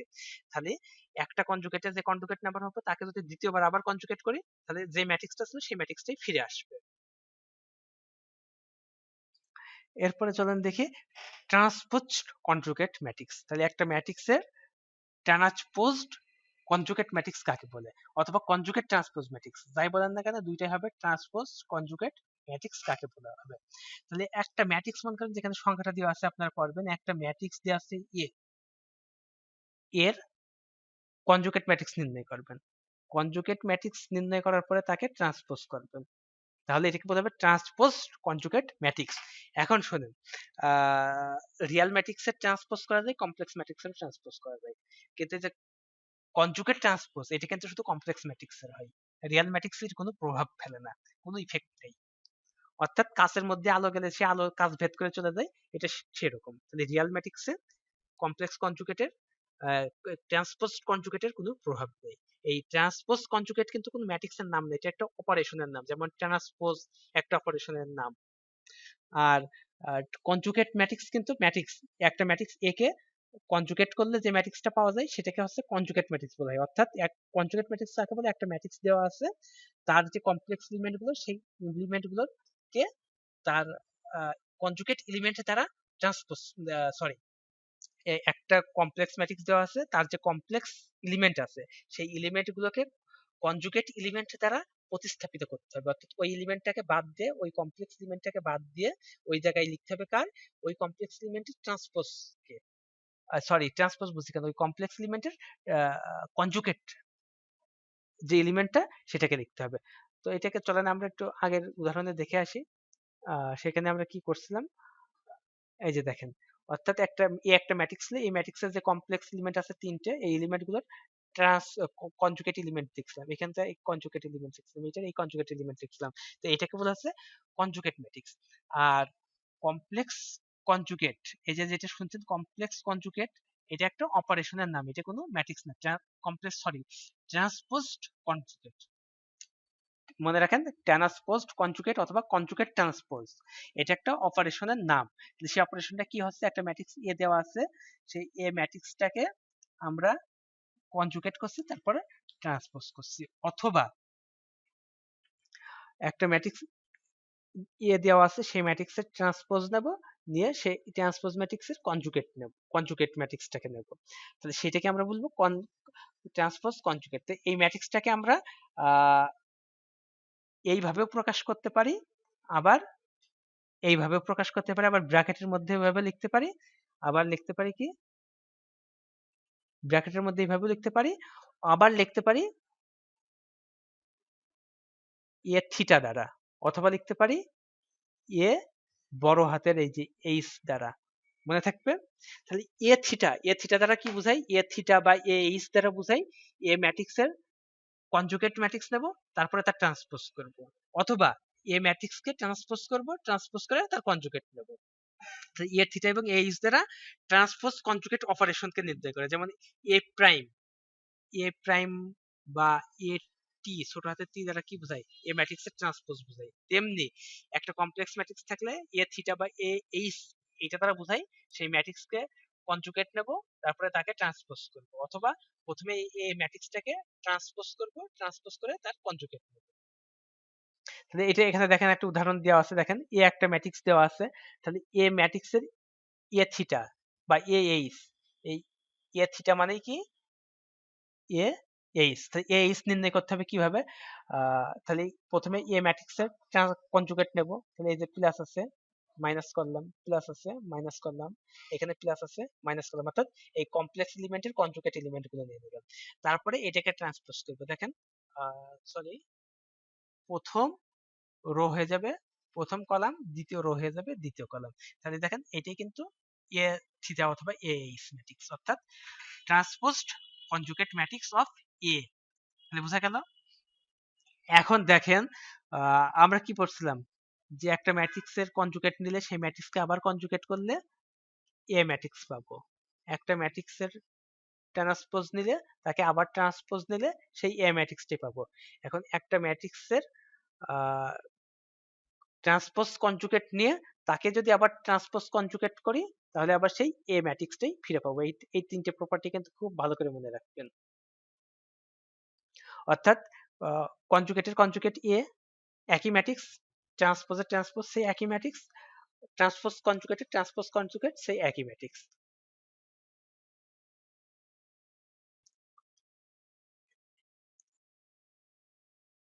আচ্ছা চলেন এখন দেখি আমরা এ একটা ম্যাট্রিক্স দেওয়া আছে, আমরা সেই ম্যাট্রিক্সের ট্রান্সপোজ কনজুগেট অর্থাৎ এ থিটা বা A to the power H, to the power H না এ থিটা অথবা অর এ এইচ নির্ণয় করব। তো প্রথমে নির্ণয় করতে হলে আমরা কি করব, প্রথমেই ট্রান্সপোজ নির্ণয় করব অথবা কনজুগেট নির্ণয় করব। তো বইতে কনজুগেট নির্ণয় করেছে, আমরা কিন্তু প্রথমে ট্রান্সপোজ নির্ণয় করতাম। ট্রান্সপোজ নির্ণয় করে তারপরে এই ট্রান্সপোজের কনজুগেট নির্ণয় করতাম। এইটা করলেও হবে অথবা বইয়ে যেভাবে করা আছে, অর্থাৎ প্রথমে কনজুগেট নির্ণয় করব, তারপরে সেই কনজুগেটের ট্রান্সপোজ নির্ণয় করব। তাহলে এ কনজুগেট সমান কি দেখেন, এই যে এখানে প্লাস আছে মাইনাস করলাম, মাইনাস আছে প্লাস করলাম, প্লাস আছে মাইনাস করলাম, আর 5 তো অপরিবর্তিত রিয়েল নাম্বার থেকে গেল। তারপরে এ এই এ এর ট্রান্সপোজ নেব। ট্রান্সপোজ অফ এ কত হবে, প্রথম রোকে প্রথম কলামে লিখেছে, দ্বিতীয় রোকে দ্বিতীয় কলামে লিখেছে, ব্যাস হয়ে গেল। তাহলে এই যে এই চিহ্নটা মানে কি, এই চিহ্নটা মানেই এ থিটা। তাহলে এটা নির্ণয় হয়ে গেছে, এটাই হচ্ছে অ্যান্সার। আর এখানে দেখেন আবার এইটাকে ট্রান্সপোজ করেছে, এই যে এই ম্যাট্রিক্সটাকে আবার ট্রান্সপোজ করেছে, ট্রান্সপোজ করে আবার কনজুগেট নিয়েছে, সেটা কনজুগেট নিলে এই এ ম্যাট্রিক্সটাই ঘুরে পেয়েছে, এখানে সেটাই দেখাচ্ছে। এই উদাহরণের মাধ্যমে এটা দেখাচ্ছে, যেটা থিওরি, অর্থাৎ এর ট্রান্সপোজড কনজুগেটের ট্রান্সপোজ কনজুগেট এ এ ম্যাট্রিক্স নিজেই। তাহলে এই পর্যন্ত আমাদের কয়টা লেকচার হলো, এই পর্যন্ত আমাদের সম্ভবত 12টা লেকচার শেষ হয়ে গেল। আচ্ছা এবার দেখবো আমরা সিমেট্রিক ম্যাট্রিক্স কাকে বলে। তো সিমেট্রিক ম্যাট্রিক্স কাকে বলে, সিমেট্রিক ম্যাট্রিক্সের সংজ্ঞা তো আগেই লিখেছি, যে এ যদি এ একটা ম্যাট্রিক্স হয় এবং A transpose is equal two যদি এ হয় তাকে সিমেট্রিক ম্যাট্রিক্স বলে। বইয়ের সংজ্ঞাও লিখতে পারেন অথবা যেটা মুখে বললাম সেটাও লিখতে পারেন। আবার আরেকটা লিখতে পারেন কি, সরি, এবার স্কিউ সিমেট্রিক ম্যাট্রিক্সের সংজ্ঞা বইয়ে যেটা আছে সেটাও লিখতে পারেন, অথবা লিখতে পারেন যদি এ কোনো ম্যাট্রিক্স স্কয়ার ম্যাট্রিক্স হয় এবং A transpose is equal to minus A হয়, তাহলে তাকে আমরা স্কিউ সিমেট্রিক ম্যাট্রিক্স বলবো। যেমন এখানে একটা ট্রান্সপোজ ম্যাট্রিক্সের সিমেট্রিক ম্যাট্রিক্সের উদাহরণ দিয়েছে, এটা স্কিউ সিমেট্রিক ম্যাট্রিক্সের উদাহরণ দিয়েছে। তো এখানে কিন্তু উদাহরণ দেওয়াটা খুব সোজা। আমরা যে জিনিসটা দেখবো যে সিমেট্রিক ম্যাট্রিক্স কিন্তু রিয়েল নাম্বারের হয়, মনে রাখবেন। রিয়েল নাম্বারের সিমেট্রিক স্কিউ সিমেট্রিক রিয়েল ম্যাট্রিক্সের ক্ষেত্রে হয়, আর কমপ্লেক্স ম্যাট্রিক্সের ক্ষেত্রে হয় হার্মিশিয়ান স্কিউ হার্মিশিয়ান ম্যাট্রিক্স, যেটা আমরা এর ঠিক পরেই করব। তাহলে সিমেট্রিক স্কিউ সিমেট্রিক রিয়েল ম্যাট্রিক্সের জন্য আর কমপ্লেক্স ম্যাট্রিক্সের জন্য হার্মিশিয়ান স্কিউ হার্মিশিয়ান ম্যাট্রিক্স। তাহলে এখন দেখেন এই সিমেট্রিক ম্যাট্রিক্সের উদাহরণ কিভাবে দেখবো, এই যে কর্নার না মেন ডায়াগোনাল, মেন ডায়াগোনালে আপনারা রিয়েল নাম্বার দিয়ে দেবেন, যা খুশি তাই যে কোনো রিয়েল নাম্বার দিয়ে দেবেন। সেই রিয়েল নাম্বার দেওয়ার পরে এই যে প্রথম রো, এই প্রথম রোতে যা যা লিখবেন প্রথম কলামে সেই একই উপাদান লিখবেন। ওকে, এবার দেখেন দ্বিতীয় রোতে যা যা লিখবেন দ্বিতীয় কলামে তাই তাই লিখবেন, আবার তৃতীয় রোতে যা যা লিখবেন তৃতীয় কলামে তাই তাই লিখবেন। এখন আপনাদের একটা জিনিস হয়তো বা বুঝতে অসুবিধা হয়ে গেল, কি অসুবিধা হলো বলেন তো, যে আপনারা প্রথম রো কিভাবে লিখছে দ্বিতীয় রো কিভাবে লিখছে, তাই না? এই যে প্রথম মেন ডায়াগোনালটা আপনারা যা খুশি তাই নিয়ে নিলেন, কোনো অসুবিধা নেই। এখন প্রথম রো এর দেখেন 1 নম্বর উপাদান তো নেওয়াই হয়ে গেছে, তাহলে বাকি দুইটা উপাদান নিলাম। তাহলে এখানে সেই একই উপাদান বাকি দুইটা উপাদান প্রথম কলামে নিয়ে নিলাম। এবার দেখেন দ্বিতীয় রোতে যখন আসবে, দেখেন এই যে এই প্রথম দুইটা উপাদান কিন্তু নেওয়া হয়ে গেছে, তাহলে তৃতীয় উপাদানটা আমাদের নিতে হবে। তাহলে দেখেন এবার দ্বিতীয় রোটা আমরা দ্বিতীয় কলামে লিখবো। অনুরূপ ভাবে দেখেন দ্বিতীয় রোটা কিন্তু প্রথম দ্বিতীয় কলামে দ্বিতীয় রোতে যেমন প্রথম দুইটা উপাদান দেওয়া ছিল, আমাদের দ্বিতীয় কলামের সেই প্রথম দুইটা উপাদান দেওয়া আছে। তাহলে আমরা নেব পয়েন্টে এই যে তৃতীয় উপাদানটা। তাহলে এখানে যে উপাদানটা নিয়েছি এখানেও সেই উপাদানটা নেব, এলিমেন্টটা। আর তৃতীয় রো তো আমাদের অটোমেটিক দেওয়াই আছে। তাহলে এটা যদি 4x4 অর্ডারের হতো একই সিস্টেম, তাহলে মেন ডায়াগোনালে যে কোনো রিয়েল নাম্বার নিয়ে নেব। তারপরে প্রথম রোতে যা যা আছে প্রথম কলামে তাই তাই লিখবো। দ্বিতীয় রোতে যে অবশিষ্ট এলিমেন্ট গুলো দেব, দ্বিতীয় কলামেও সেই অবশিষ্ট এলিমেন্ট গুলো দেব। এরপরে চলে আসবো তৃতীয় রোতে যে এলিমেন্ট দেব তৃতীয় কলামেও সেই একই এলিমেন্ট দেব। আর চতুর্থ এলিমেন্টটা তো আমাদের দেওয়াই থাকবে।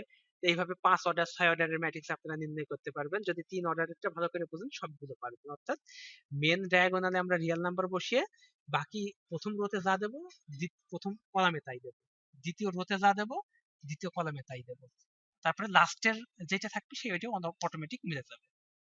এবার দেখেন স্কিউ সিমেট্রিক ম্যাট্রিক্স আমরা কিভাবে নির্ণয় করব। স্কিউ সিমেট্রিক ম্যাট্রিক্সের ক্ষেত্রে মেন ডায়াগোনালের এলিমেন্ট গুলো অবশ্যই 0 হবে, 0 ছাড়া অন্য কিছু হতে পারবে না। 0 দেওয়ার পরে প্রথম রোতে যা যা নেব তার নেগেটিভ গুলো নেব প্রথম কলামে। তাহলে সিমেট্রিকের সাথে এখানে পার্থক্য কি, সিমেট্রিকে যা নিচ্ছিলাম রোতে তাই নিচ্ছিলাম কলামে, এখানে যা নেব রোতে তার বিপরীত জিনিসটা নেব কলামে, অর্থাৎ নেগেটিভটা নেব।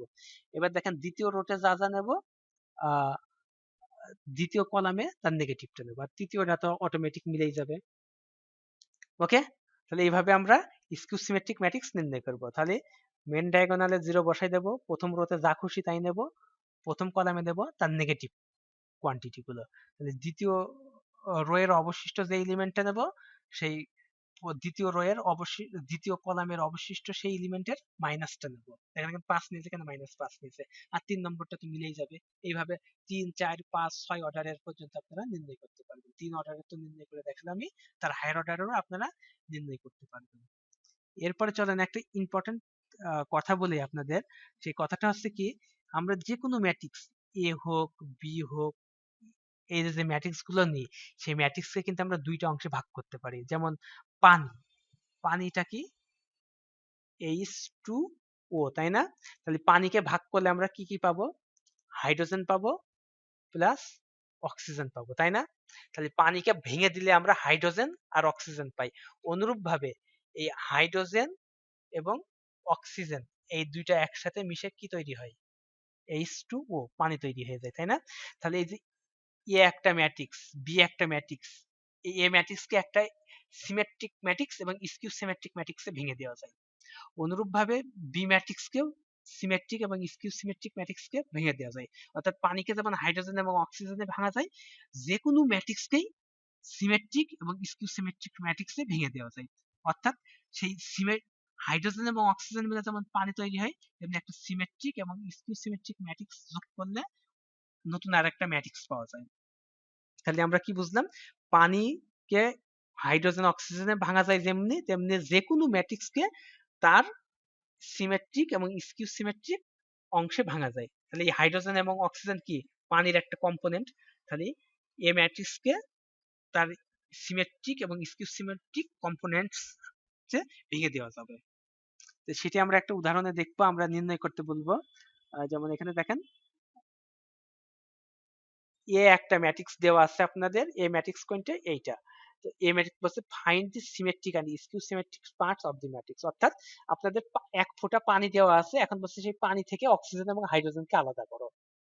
বুঝা গেছে, যে পানি থেকে অক্সিজেন এবং হাইড্রোজেনকে আলাদা করো।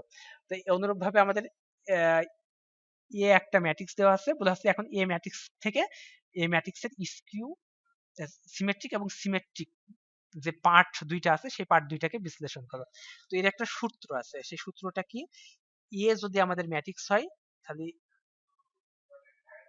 Half into A plus A transpose, এইটাকে বলা হবে সিমেট্রিক পার্ট, ঠিক আছে।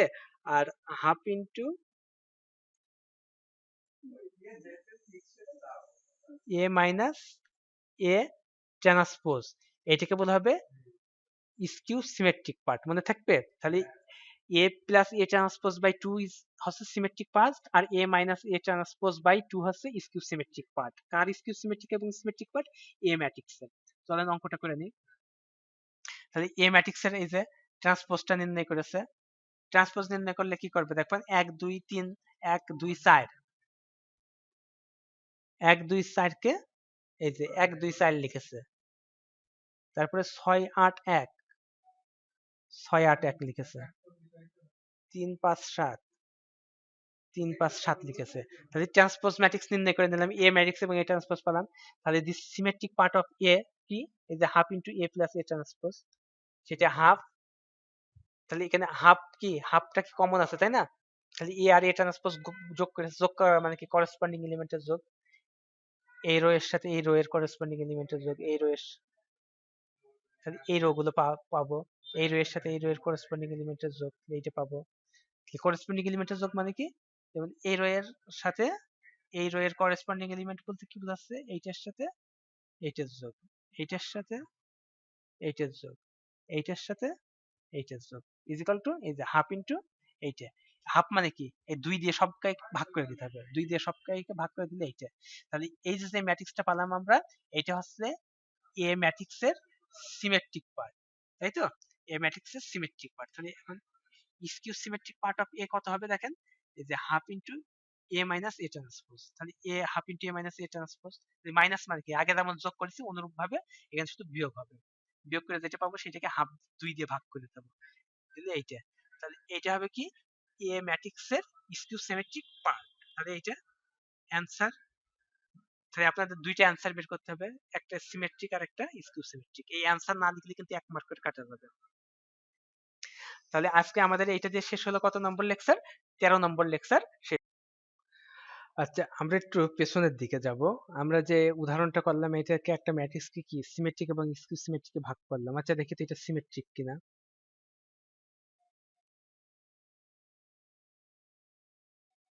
আর এটাকে দেখবো আমরা স্কিউ সিমেট্রিক কিনা। তো এখন দেখেন, এই যে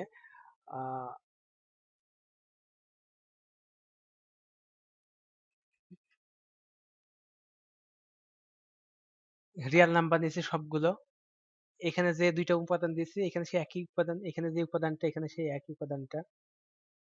তো এটা সিমেট্রিক ম্যাট্রিক্স, অর্থাৎ এটাকে ম্যাট্রিক্সকে ট্রান্সপোজ করেও দেখা যায়, ট্রান্সপোজ করে সেই ম্যাট্রিক্স হলো সেটা সিমেট্রিক। আবার এই যে এইভাবে মিলালাম, যেভাবে সিমেট্রিক ম্যাট্রিক্স গঠন করা হয় সেই গঠন প্রক্রিয়া মানতেও সেটাকে সিমেট্রিক ম্যাট্রিক্স বলা হবে। স্কিউ সিমেট্রিক্সে কি, মেইন ডায়াগোনালে জিরো থাকবে, জিরো আছে, এখানে যে সংখ্যা এখানে তার নেগেটিভ সংখ্যা, ঠিক আছে, মাইনাস প্লাস হয়ে গেছে, প্লাস মাইনাস হয়ে গেছে, এখানে মাইনাস 2 আছে, এখানে 2 আছে। ওকে, তাহলে এটা স্কিউ সিমেট্রিক। দেখা গেল যে একটা ম্যাট্রিক্সকে আমরা সিমেট্রিক এবং স্কিউ সিমেট্রিক আকারে আর ম্যাট্রিক্সের যোগফল আকারে দেখতে পারি, যেখানে সিমেট্রিক পার্ট হচ্ছে এইটা, স্কিউ সিমেট্রিক পার্ট এইটা, এটা যে স্কিউ সিমেট্রিক পার্ট এবং এটা যে সিমেট্রিক পার্ট, সেটা আমরা একবার করে যাচাই করে দিলাম, তাই তো?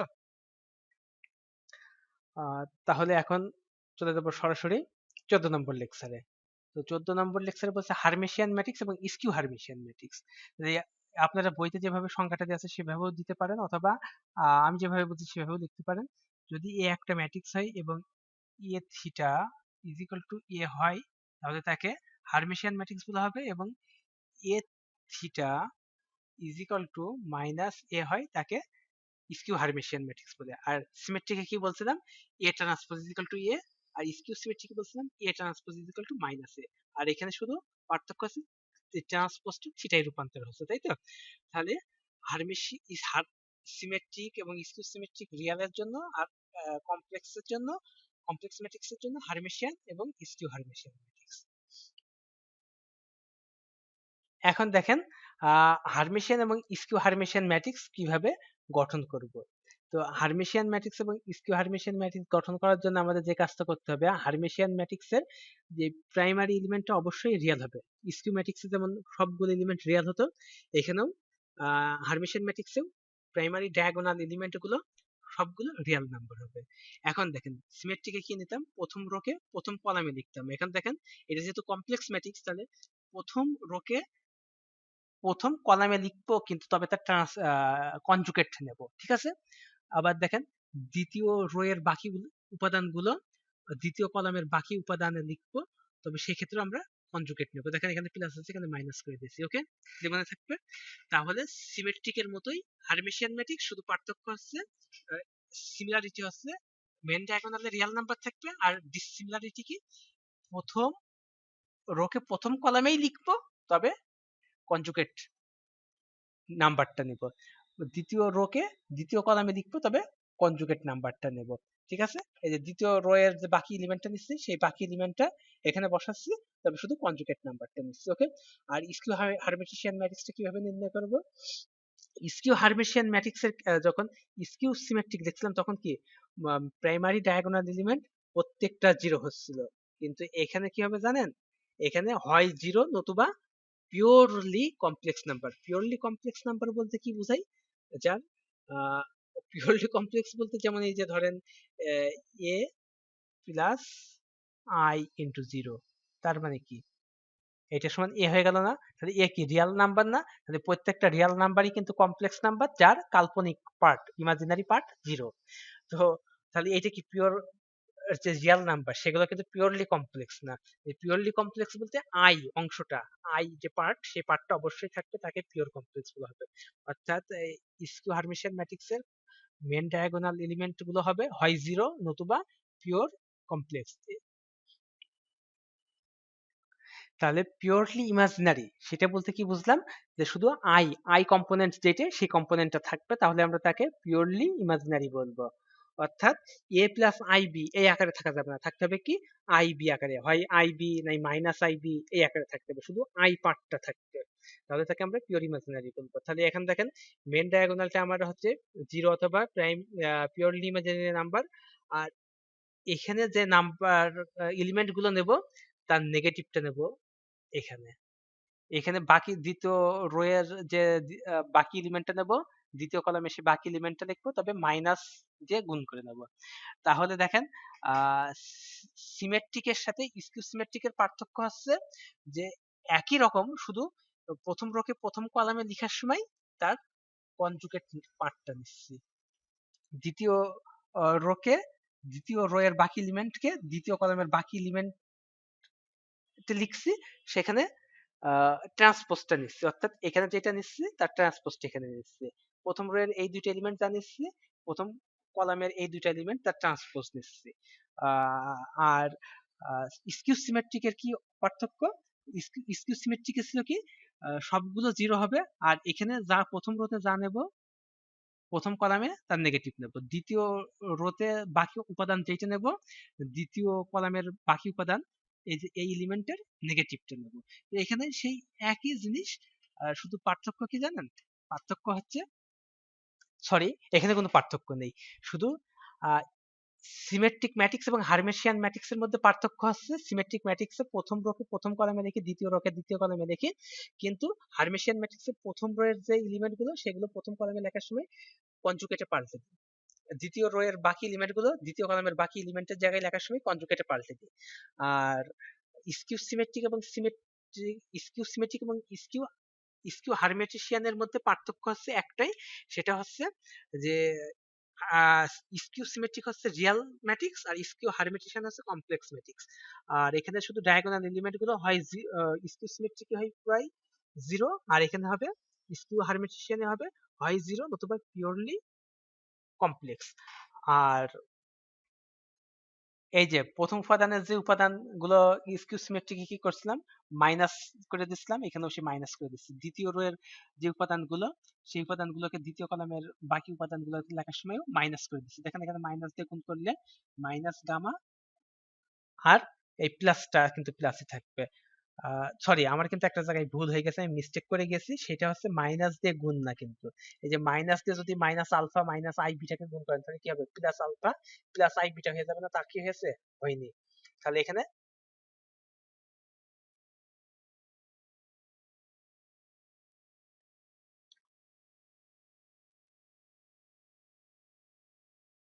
তাহলে দেখেন আমাদের কি হবে এই জায়গাটায়, যে হার্মেশিয়ানে আমরা কি করছিলাম, যে প্রথম প্রিন্সিপাল ডায়াগোনালকে আমরা রিয়াল নাম্বার দিচ্ছিলাম এবং প্রথম রো এর বাকি উপাদানগুলোকে প্রথম কলামের বাকি উপাদান হিসেবে লিখছিলাম, শুধু কনজুগেটে পাল্টে দিচ্ছিলাম। দ্বিতীয় রো এর বাকি উপাদানকে আহ, দ্বিতীয় কলামের বাকি উপাদানে লিখছিলাম, শুধু কনজুগেটে পাল্টে দিচ্ছিলাম। আর স্কিউ হারমিটিশিয়ানে কি হবে, মেন ডায়াগোনাল যেটা, সেই মেন ডায়াগোনাল হবে পিওরলি ইমাজিনারি অথবা জিরো, এবং প্রথম রো এর যে উপাদানগুলো নেব সেই উপাদানগুলো প্রথম কলামে লিখবো, তবে এই যে রিয়াল অংশটা উল্টে দেবো, অর্থাৎ রিয়াল প্লাস থাকলে মাইনাস করব, মাইনাস থাকলে প্লাস করব। দেখেন এখানে মাইনাস আছে, এখানে প্লাস করে দিয়েছে, আর কিচ্ছু না। আবার দ্বিতীয় রো এর বাকি উপাদানগুলো দ্বিতীয় কলামের বাকি উপাদান হিসাবে লিখবো, শুধু কি এই যে রিয়াল অংশটার নেগেটিভটা নেব, অর্থাৎ এখানে মাইনাস গামা গামা আছে, এখানে প্লাস গামা নিয়েছে। ওকে, আর এখানে যদি প্লাস গামা থাকতো তাহলে এখানে মাইনাস গামা নিত, একই বিষয়। তাহলে আমরা বুঝতে পারলাম স্কিউ হারমিটিশিয়ান ম্যাট্রিক্স কিভাবে নির্ণয় করতে হয়। এখন দেখেন এখানে বলছে যে এক্সাম্পল দিয়ে আছে is a is a Hermitian matrix. তাহলে হারমিশিয়ান ম্যাট্রিক্স নির্ণয় করার জন্য আমরা কি করব বলেন তো? একটা ম্যাট্রিক্সকে হারমিশিয়ান কখন বলি? যখন A theta is equal to A হয়। আর এ থিটা কিভাবে নির্ণয় করি? প্রথমে এ এর কনজুগেট নিই, তারপরে সেই কনজুগেটের ট্রান্সপোজ নিই, অথবা প্রথমে এ এর ট্রান্সপোজ নিই, তারপরে সেই ট্রান্সপোজের কনজুগেটটা নিই। ওকে, তাহলে এখন দেখেন এই যে এখানে এই ম্যাট্রিক্স প্রথমে এরা কি করছে, কি ট্রান্সপোজ নিয়েছে। এর আগের উদাহরণে কি দেখছিলাম, প্রথমে কনজুগেট নিচ্ছিল তারপর ট্রান্সপোজ করছিল। আর এখন কি করছে, এখন প্রথমে ট্রান্সপোজ করছে তারপরে কনজুগেট করছে। দেখেন প্রথমে ট্রান্সপোজ করছে তারপরে কনজুগেট করেছে। এটার মানে কি, এটার মানে এ থিটা। এই দেখেন চলেন এ থিটা নির্ণয় করেছে কিভাবে। এই যে এইটা মানেই তো, এইটা মানেই তো এ থিটা বা এ এইচ। তাহলে দেখেন প্রথম রোকে প্রথম কলামে লিখেছে, দ্বিতীয় রোকে দ্বিতীয় কলামে লিখেছে, তৃতীয় রোকে তৃতীয় কলামে লিখেছে। তারপর দেখেন এইটার তো কনজুগেট হবে না, এইটার দেখেন কনজুগেট প্লাস মাইনাস করে দিয়েছে, মাইনাস প্লাস করে দিয়েছে, অর্থাৎ আই এর আগের অংশটা পরিবর্তন হবে, তাই না? আগের আই এর আগে যে সাইন, এটা মাইনাস আছে, এটা প্লাস করেছে, এইটা হবে না, এখানে প্লাস আছে, এখানে মাইনাস করেছে, এখানে প্লাস আছে, এখানে মাইনাস করেছে, এখানে মাইনাস আছে, এখানে প্লাস করেছে, আর 5 তো বাকি থাকলো। তাহলে এইটা হচ্ছে এইটা, তাই না? এই ম্যাট্রিক্সটা পেলাম। দেখেন তো এখন এ আর এ সমান হয় কিনা, এই যে যেটা নির্ণয় করলাম সেইটা আর এ, এটা সমান হয় কেন? কারণ কি আমাদের সংখ্যা ছিল কি এ থিটা ইজ ইকুয়াল টু এ হবে। তাহলে এ থিটা আমরা নির্ণয় করলাম কত, এত। তাহলে দেখেন এই যে এ ম্যাট্রিক্স আর এই ম্যাট্রিক্সের সমান, অর্থাৎ এত is equal to A. Hence by definition 1, এখানে বাই মাই দেখানো লাগবে না। Hence the given matrix A is hermitian. আর এখানে কি বলছিল, ইজ এত ইজ এ হারমিশিয়ান, তাহলে এটা কি হবে, এত ইজ এ হারমিশিয়ান, এটা হবে অ্যান্সার। এই অ্যান্সার না লিখলে কিন্তু 1 মার্ক কাটা যাবে। তারপরে দেখেন আবার বলছে ইফ এত, if A is equal to এত, দেন প্রুভ দ্যাট এত ইজ এ হারমিশিয়ান। দেখেন আগে বলছিল এ ম্যাট্রিক্স এত, এ কি হারমেশিয়ান? আর এখন কি বলছে, এ না, কিন্তু এ ম্যাট্রিক্স দেওয়া আছে, এ এর কনজুগেটটা নির্ণয় করেছে, সেটা হারমেশিয়ানকে দেখাতে হবে। এ হারমেশিয়ান দেখাতে হলে কি করতে হবে, এ কনজুগেটের থিটা করতে হবে। এ কনজুগেটের থিটা মানে কি, এ কনজুগেটের প্রথমে ট্রান্সপোজ নেব, তারপরে কি করব, কি এ কনজুগেটের যে ট্রান্সপোজ নিয়েছি সেটাকে আবার কনজুগেট করব, তাহলে এটাই মানে থিটা হবে। তো আমাদের দেখেন এখানে যদি কনজুগেট চিহ্নটা রেখে দিই, তাহলে এই যে অপারেশন করতে যে একটু ঝামেলা হতে পারে, তার জন্য আমরা করছি কি, এ ম্যাট্রিক্স এখানে দেওয়া আছে, এ কনজুগেট নির্ণয় করব। এ কনজুগেট কি 3 3 থাকলো, এই যে কনজুগেটে পাল্টে দেন, কনজুগেটে পাল্টে দেন, কনজুগেট পাল্টে দেন, আই মাইনাস আই, -5 প্লাস হয়ে গেছে, মাইনাস প্লাস হয়ে গেছে, 7 সাথে থেকে গেছে, ঠিক আছে? তাহলে A conjugate is equal to B, ধরে নেন সে বি। তাহলে এখন দেখাবো কি, A conjugate is equal to B, যদি B theta is equal to B হয়, তাহলে বলবো কি B is a Hermitian matrix. সেখানে বিটা কি, বি ইজ ইকুয়াল টু, তাহলে বি ইজ ইকুয়াল টু কি, আমরা এ ট্রান্সপোজ না, এই যে বি ইজ ইকুয়াল টু কি ধরছি, এই যে ট্রান্সপোজ ধরছি, এই চলেন দেখা যাক বি ট্রান্সপোজ নিয়েছে। তাহলে প্রথম রোকে প্রথম কলাম, দ্বিতীয় রোকে দ্বিতীয় কলাম, তৃতীয় রোকে তৃতীয় কলাম আকারে লিখেছি। তাহলে এইটার কি করব, এইটার এবার ট্রান্সপোজ নেব। দেখেন এই জটিল অংশগুলো শুধু আই এর শুধু সাইন পরিবর্তন হবে।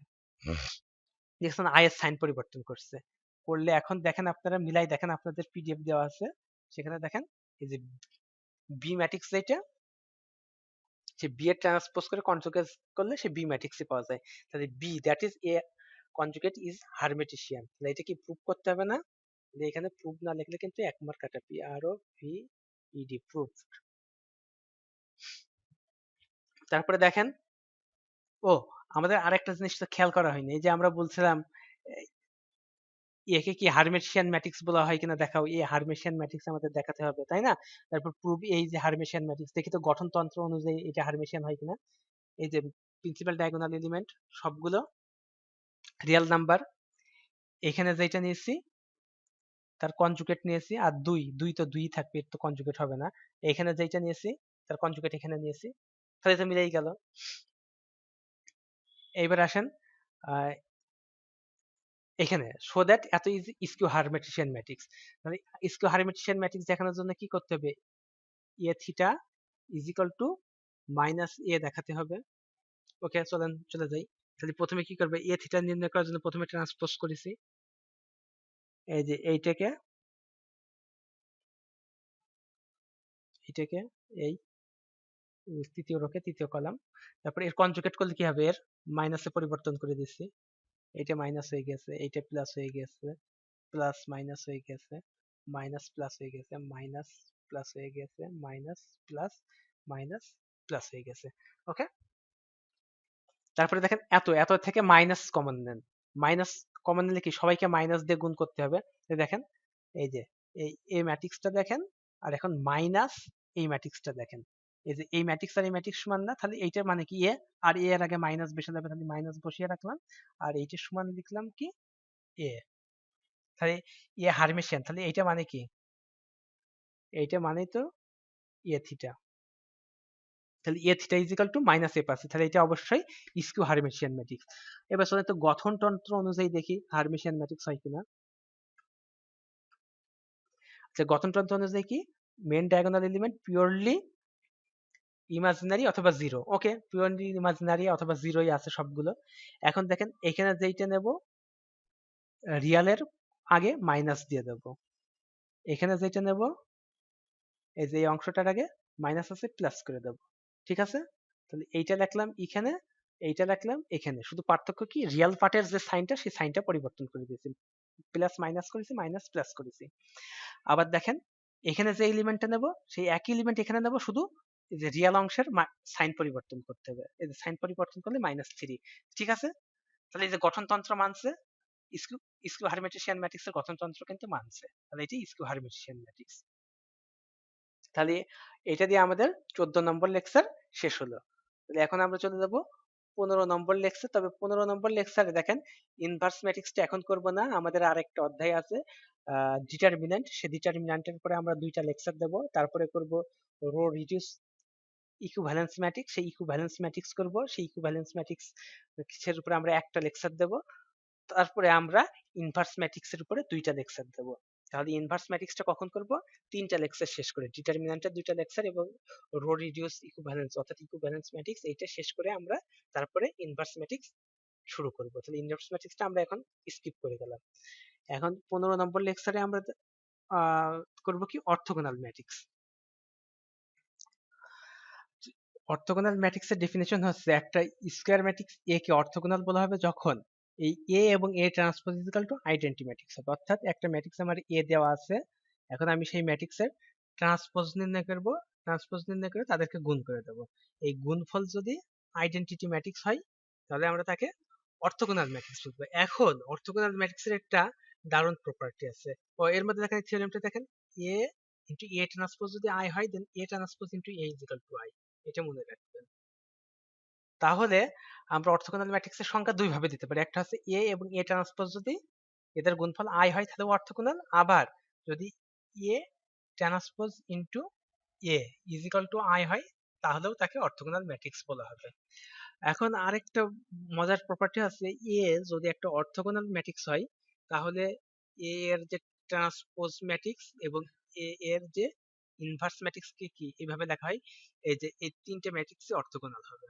অর্থাৎ একটা ম্যাট্রিক্স এ অর্থোগোনাল হলে এ এর ট্রান্সপোজ ম্যাট্রিক্স এবং এ এর ইনভার্স ম্যাট্রিক্স এরা প্রত্যেকেই অর্থোগোনাল ম্যাট্রিক্স হয়। এবং ইনভার্স ম্যাট্রিক্স নির্ণয় করতে হলে আমাদের বেশ কিছু ঝামেলার মধ্য দিয়ে যেতে হয়।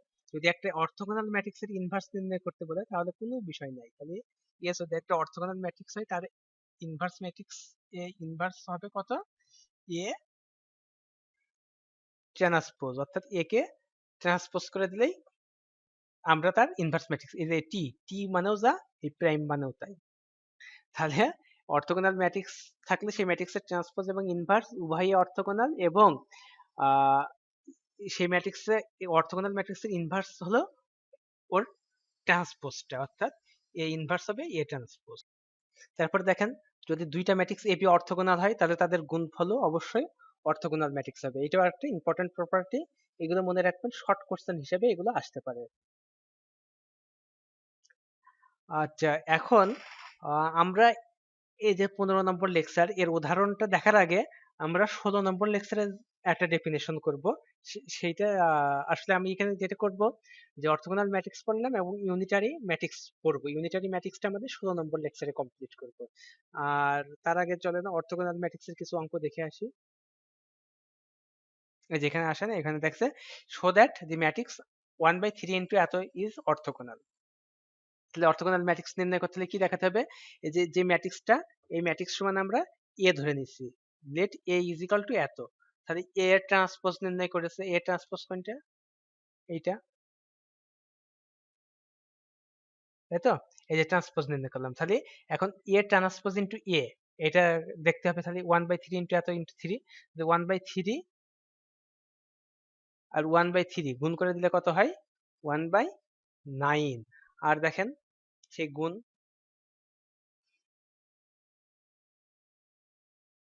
ম্যাট্রিক্সের যেভাবে গুণ করতে হয়,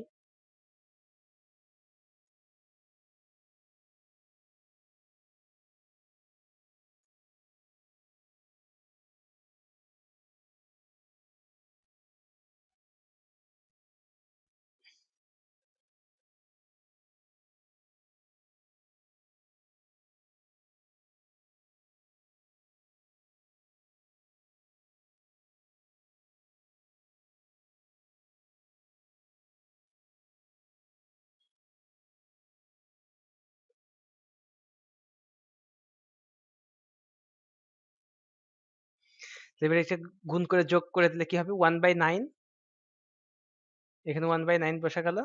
আর এইটার থেকে এই যে এই পুরো অংশ থেকে পেলাম কি, এইটা 1/9 মানে কি, 9 দিয়ে ভাগ করে দেন, 9 দিয়ে ভাগ করে দিলে কি পাবেন, এইটা। তাহলে এটা কি আইডেন্টিটি ম্যাট্রিক্স, তাহলে hence the matrix A is orthogonal. তাহলে এখানে শো করতে বলেছে, অবশ্যই লিখবেন শোড, নাইলে 1 মার্ক কাটা। তারপর বলছে verify the matrix is orthogonal. তাহলে এ একটা ম্যাট্রিক্স দেওয়া আছে, তাহলে এটা অর্থোগোনাল কিনা আমরা দেখবো। হিয়ার আগে কি ধরে নিয়েছিলাম এ, তাই না? এখন তো এ তো দিয়াই আছে, একটা ম্যাট্রিক্স দেওয়া ছিল, সেটা নাম কি সেটা দেওয়া ছিল না, আমরা সেই ম্যাট্রিক্সটার নাম দিয়েছিলাম এ। এখন তো দিয়াই আছে এটা এ ম্যাট্রিক্স, তাহলে এখন এ ট্রান্সপোজ নির্ণয় করবো আমরা।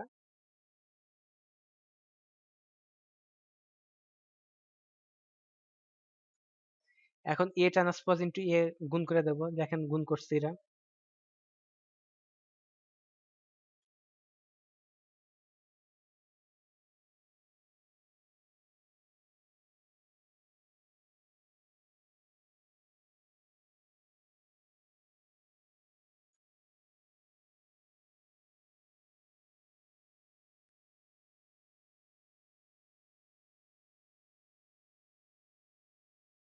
সরি,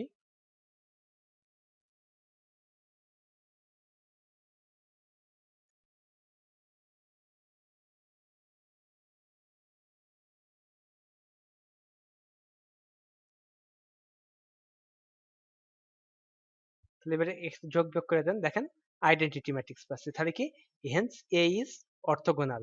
তাহলে এটা কি ভেরিফাই করতে বলেছে, তাই তো? এটা অ্যান্সার লিখলেও হবে অথবা লিখতে হবে ভেরিফাইড।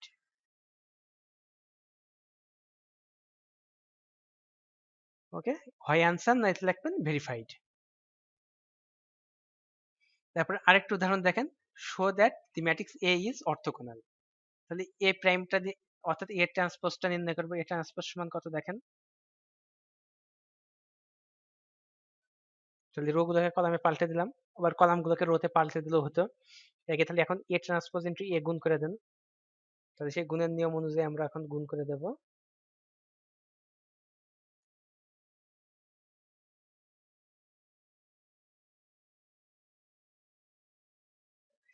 এখন দেখেন cos square theta plus sin square theta সমান কি 1, আর এই যে এইটা আর এইটা কেটে যায় এখানে হয়ে যাবে 0, আর এটা সমান তো আমরা 1 পেয়েছি। আচ্ছা আবার দেখাই, এই যে এইটা সমান কি হয়ে যাবে 1, আর এই অংশ কেটে যায় হয়ে যাবে 0, আবার এই অংশ কেটে যায় হয়ে যাবে 0, আবার sin square theta plus cos square থিটার সূত্র অবশ্য এখানে থিটার জায়গায় আলফা দেওয়া আছে, এটা সমান 1। তাহলে কি এটা আইডেন্টিটি ম্যাট্রিক্স হয়ে গেল, হেন্স এ ইজ অর্থোগোনাল। এখানে কি বলছিল, শো করতে, অবশ্যই এখানে লিখতে হবে শোড,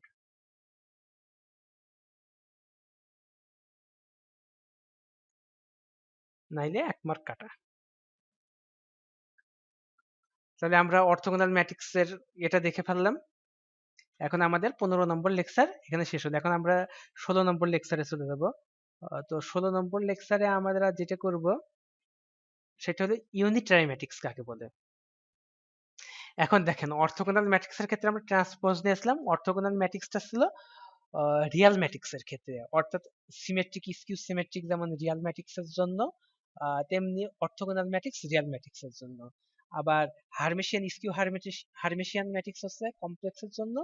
যে অর্থোগোনালের অনুরূপ একটা ম্যাট্রিক্স হচ্ছে ইউনিট্রাই, সেই ইউনিট্রাই ম্যাট্রিক্স হচ্ছে কমপ্লেক্সের জন্য।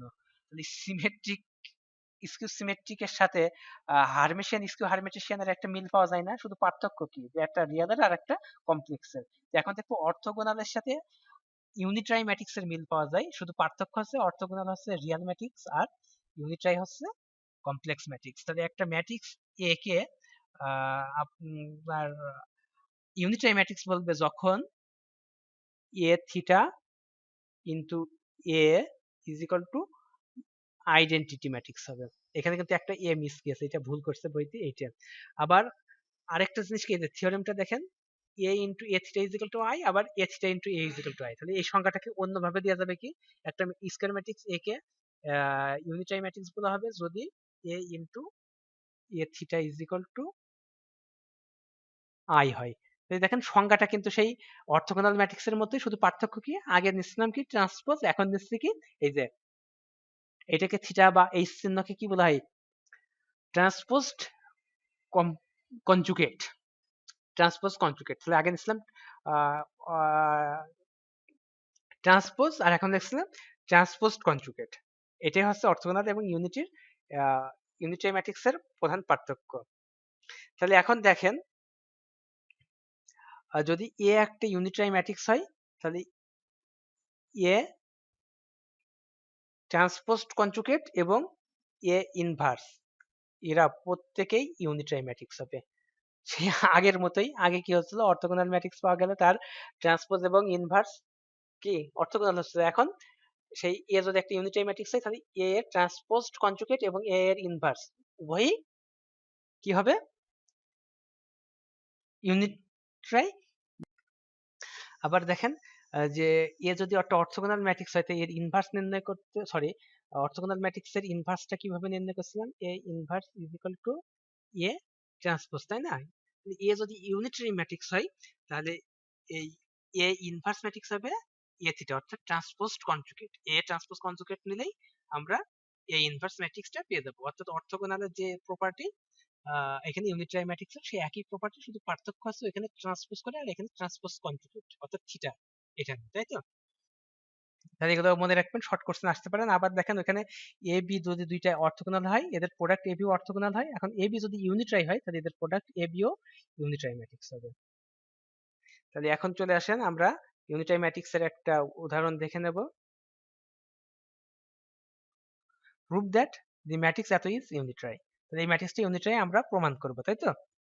তাহলে দেখেন প্রুভ করতে বলছে এই ম্যাট্রিক্সটাকে, এই ম্যাট্রিক্সের নাম দেওয়া আছে নেই, তাহলে let A is equal to এই matrix, then A theta, A থিটার সমান কত হবে বলেন তো, 1/3 এখানে আছে, 1/3 এখানে রেখেই দেন। আর এ থিটা এর জন্য প্রথমে কি করতে হবে, এ এর ট্রান্সপোজ নিতে হবে, তারপর কনজুগেট নিতে হবে। প্রথমে কনজুগেট নিয়ে ট্রান্সপোজ নিতে হবে। দেখেন এ এর যদি আপনি প্রথমে কনজুগেট নেন তাহলে কত হবে, 1 থাকবে, 1 মাইনাস আই হবে, তারপরে কনজুগেট নিচ্ছি তাই তো, তাহলে এটা নিচ্ছি কত আমরা, এ কনজুগেট ইজ ইকুয়াল টু তারপরে 1 মাইনাস আই এর জায়গায় হবে 1 প্লাস আই, মাইনাস 1 মাইনাস 1 থেকে যাবে। তাহলে এইবার দেখেন নেব কি, এই কনজুগেটের ট্রান্সপোজ নেব। তাহলে কি করব, এই যে কলামটাকে রো হিসেবে দেখব, 1 1 মাইনাস আই, আর এটাকে 1 প্লাস আই মাইনাস 1। তাহলে এইটা মানে কি, এইটা মানে তো এ থিটা, তাই না? দেখেন এই জিনিসটা পেয়েছি কিনা। ও আর এখানে 1/3 আছে, এখানে তো 1/√3 কমন রেখেই দেব, এখানে 1/√3 এটা তো কমন থাকবে। তো দেখেন 1 1 I 1 plus I 1 1 plus I 1 minus 1 minus I, তাহলে এরা কিন্তু আমি এখানে ভেঙে ভেঙে দেখিয়ে দিলাম। তাহলে আমি এখানে কি করলাম, এই ম্যাট্রিক্সটা থেকে এর থিটা কিভাবে পাই সেটা ভেঙে ভেঙে দেখিয়ে দিলাম। যদিও এর আগের লেকচারে ভেঙে, এই টিউটোরিয়ালেই এর আগের লেকচারে ভেঙে ভেঙে দেখানো আছে, তারপর আমি আরেকবার দেখিয়ে দিলাম। তাহলে এখন কি করব, এ থিটা আর এ এর গুণফল নির্ণয় করব। তাহলে দেখেন 1/3 1/3 √3, তাই তো? তাহলে গুণ করলে কি হবে, এইটা আর এইটা গুণ করে দিলে হবে 1/3, কারণ কি রুট উঠে যাবে। তারপরে দেখেন এই যে এইটার সাথে এইটার গুণ, আবার এইটার সাথে এইটার গুণ, এইটার সাথে এইটার গুণ, এইটার সাথে এইটার গুণ। তো গুণ কি, গুণ কিন্তু কমপ্লেক্স নাম্বারের গুণ একদমই সোজা। এখানে সে কমপ্লেক্স নাম্বারের গুণটাকে আমরা তো যোগ আর বিয়োগ দেখলাম, তাই না? তো এ প্লাস আই বি আর সি প্লাস আই ডি, এদের যদি আমরা যোগ করি তাহলে এই যে কাল্পনিক অংশের সাথে কাল্পনিক অংশের যোগ হবে, অর্থাৎ বি প্লাস ডি, আর যোগ করছি তাই তো, আর এ এর সাথে সি এর যোগ হবে এই, আর এখানে আই আই থেকে যাবে। তাহলে অনুরূপ ভাবে বিয়োগ করলে কি হবে, এই যে আই আই থেকে যাবে, আর আই বি থেকে আইডি বিয়োগ হবে, আই বি মাইনাস আইডি। তাহলে আই এখানে কমন থাকলো, আর এখানে এ থেকে সি বিয়োগ হবে, এ মাইনাস সি হবে। তাহলে কমপ্লেক্স নাম্বারের যোগের ক্ষেত্রে রিয়াল পার্টের সাথে রিয়াল পার্ট, ইমাজিনারি পার্টের সাথে ইমাজিনারি পার্টের যোগ অথবা বিয়োগ করতে হয়। আর গুণের ক্ষেত্রে কি করতে হয়, তো গুণ ভাগ এগুলো সব আমরা যখন কমপ্লেক্স অ্যানালাইসিস করব তখন আমরা অবশ্যই দেখব। তবে এখন আমরা ছোট্ট করে গুণটা দেখে নেব। এই গুণটা কিন্তু একদমই সহজ। এখানে ধরেন সি প্লাস আই টি, তাহলে এ দিয়ে সবাইকে গুণ করব, AC plus I into eddy plus এই যে আই বি আর সি গুণ হবে বিসি প্লাস এই যে আই স্কোয়ার বি ডি। অর্থাৎ এখন দেখেন এটা ইয়ে করবো কি, এসি এসি থাকবে, আর সরি এখানে তো আই স্কোয়ার হবে তাই না, এই যে আই আই আই স্কোয়ার, তাহলে আই স্কোয়ার এর মান কত, এই আই স্কোয়ার মানে -1, তাই না? তাহলে এই প্লাস মাইনাসে মাইনাস হয়ে যাবে, তাহলে এটা হবে কি মাইনাস বি ডি। তাহলে এখন দেখেন রিয়েল পার্টটা আলাদা করেন, এসি মাইনাস বিডি, আর কাল্পনিক পার্টটা আলাদা করে আই কমন নিয়ে নেন, প্লাস আই থাকলো, কাল্পনিক অংশ আছে কি এডি প্লাস বি সি। ঠিক আছে, এই যে এইভাবে গুণ করতে হয় কমপ্লেক্স নাম্বারের। তাহলে এখানে সে একইভাবে গুণ করতে হবে কমপ্লেক্স নাম্বার, এই নিয়ম ফলো করে গুণ করলাম। তাহলে গুণ করে 1/3 এখানে রেখে দিলাম, আর এইটা গুণ করে পেলাম এইটা। তাহলে এখন দেখেন আই স্কোয়ার মানে কি, -1। তাহলে আই স্কোয়ার মানে যদি -1 হয় তাহলে আই স্কোয়ারের জায়গায় আমরা লিখে দিই 1 - 1, আর এই মাইনাসে মাইনাসে প্লাস হয়ে যাবে। যদি না বোঝেন আরেকবার দেখাচ্ছি আমি, আই স্কোয়ার, তাহলে আই স্কোয়ারের জায়গায় লিখবো -1, তাহলে এই মাইনাস আর এই মাইনাসে প্লাস হয়ে যাবে। প্লাস হলে 1 1 1, এই যে 3, এটা 0 0, এটা 0, এটা 0। এখন দেখেন আই স্কোয়ার মানে কি, -1, আই মানে √(-1), তাহলে I square is equal to -1, তাহলে এই মাইনাস আর এই মাইনাসে প্লাস হয়ে গেল, তাহলে 1 1 1 আবার 3। তাহলে 3 দিয়ে ভাগ দিতে হবে, 3 দিয়ে ভাগ দিলে কি হবে, এই যে আইডেন্টিটি ম্যাট্রিক্স। তাহলে hence A is a unitary matrix. এটা কি বলতে বলছিল, প্রুফ করতে বলছিল। তাহলে এখানে অবশ্যই লিখবেন প্রুভড, নাইলে 1 মার্ক কাটা। তাহলে আমাদের এই পর্যন্ত 16 নম্বর লেকচার শেষ হলো। তো এখন 17 নম্বর লেকচার, এটা খুব বেশি হয়তো বা কাজে লাগবে না আপনাদের 17 নম্বর লেকচারটা। তারপর আমি দিচ্ছি পার্টিশনিং অফ এ ম্যাট্রিক্স বা সাব ম্যাট্রিক্স। একটা ম্যাট্রিক্স থেকে আমরা সাব ম্যাট্রিক্স কিভাবে পাই বলেন তো? একটা সেট থেকে সাবসেট কিভাবে পাই? একটা সেট থেকে যদি কিছু এলিমেন্ট বাদ দিয়ে দিই, তাহলে সেই এলিমেন্ট, যে এলিমেন্ট গুলো বাদ দিয়ে দেবো, সেই এলিমেন্ট গুলো ছাড়া যে এলিমেন্ট গুলো থাকবে সেগুলোকে সাবসেট বলে। যেমন এবিসি, একটা সেটে এবিসি আছে, যে ওইখান থেকে একটা সেট নির্ণয় করবো যেখানে সি বাদ দেবো, তাহলে থাকবে কি এবি। তাহলে এবি হচ্ছে এবিসি এর সাবসেট। অনুরূপ ভাবে একটা ম্যাট্রিক্স থেকে যদি নির্দিষ্ট সংখ্যক রো বাদ দিয়ে দেওয়া যায়, বা নির্দিষ্ট সংখ্যক কলাম বাদ দিয়ে দেওয়া যায়, অথবা নির্দিষ্ট সংখ্যক রো এবং নির্দিষ্ট সংখ্যক কলাম বাদ দিয়ে দেওয়া যায়, তাহলে বাকি যে এলিমেন্ট গুলো থাকবে সেই এলিমেন্ট গুলো নিয়ে যে ম্যাট্রিক্স গঠন হবে তাকে সাব ম্যাট্রিক্স বলা হবে। যেমন দেখেন এখানে যদি এটা একটা হয়, তাহলে এই যে 2, শুধু 2, তার মানে এই দুইটা কলাম এবং এই রোটা বাদ দিয়ে দেবো, বাদ দিয়ে দিলে 2 পাবো। অনুরূপ ভাবে দেখেন 3, এই দুইটা কলাম এবং এই রোটা বাদ দিয়ে দেবো, তাহলে 3 পাবো। অনুরূপ ভাবে দেখেন 5, 5 এর ক্ষেত্রে সরি, এই রোটা বাদ দেবো আর এই দুইটা কলাম বাদ দেবো, তাহলে 5 পাবো। তাহলে কি এগুলো একটা একটা সাবমেট্রিক্স। আবার দেখেন এই যে 2, 3, 5, এটাও সাবমেট্রিক্স। এই যে এই কলামটা বাদ দিলে এটা পেয়ে যাচ্ছি। আবার দেখেন এই কলামটা বাদ দেন, এইটা পেয়ে যাচ্ছি। আবার দেখেন এই রোটা বাদ দেন, বাদ দিলে একটা রো ভেক্টর পাচ্ছি, 3, 5, 7। এটাও একটা সাবম্যাট্রিক্স। কার সাবম্যাট্রিক্স? এই যে এ ম্যাট্রিক্সের সাবম্যাট্রিক্স। তাহলে বুঝলেন সাবম্যাট্রিক্স কিভাবে পাওয়া যায়। তাহলে একটা ম্যাট্রিক্স থেকে নির্দিষ্ট সংখ্যক রো এবং নির্দিষ্ট সংখ্যক কলাম বাদ দিয়ে যে ম্যাট্রিক্স নেওয়া হবে সেটা সাবম্যাট্রিক্স। আপনি কিন্তু র্যান্ডমলি কোনো কাজ করতে পারবেন না। যেমন র্যান্ডমলি কাজ করা বলতে আমি কি বোঝাচ্ছি,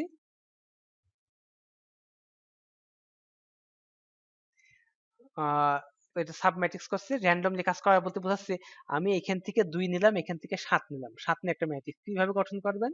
তো এখানে দিলাম 2, এখানে দিলাম 7, অথবা এখানে দিলাম 2, এখানে দিলাম 7 দিয়ে বললাম এটা একটা ম্যাট্রিক্স।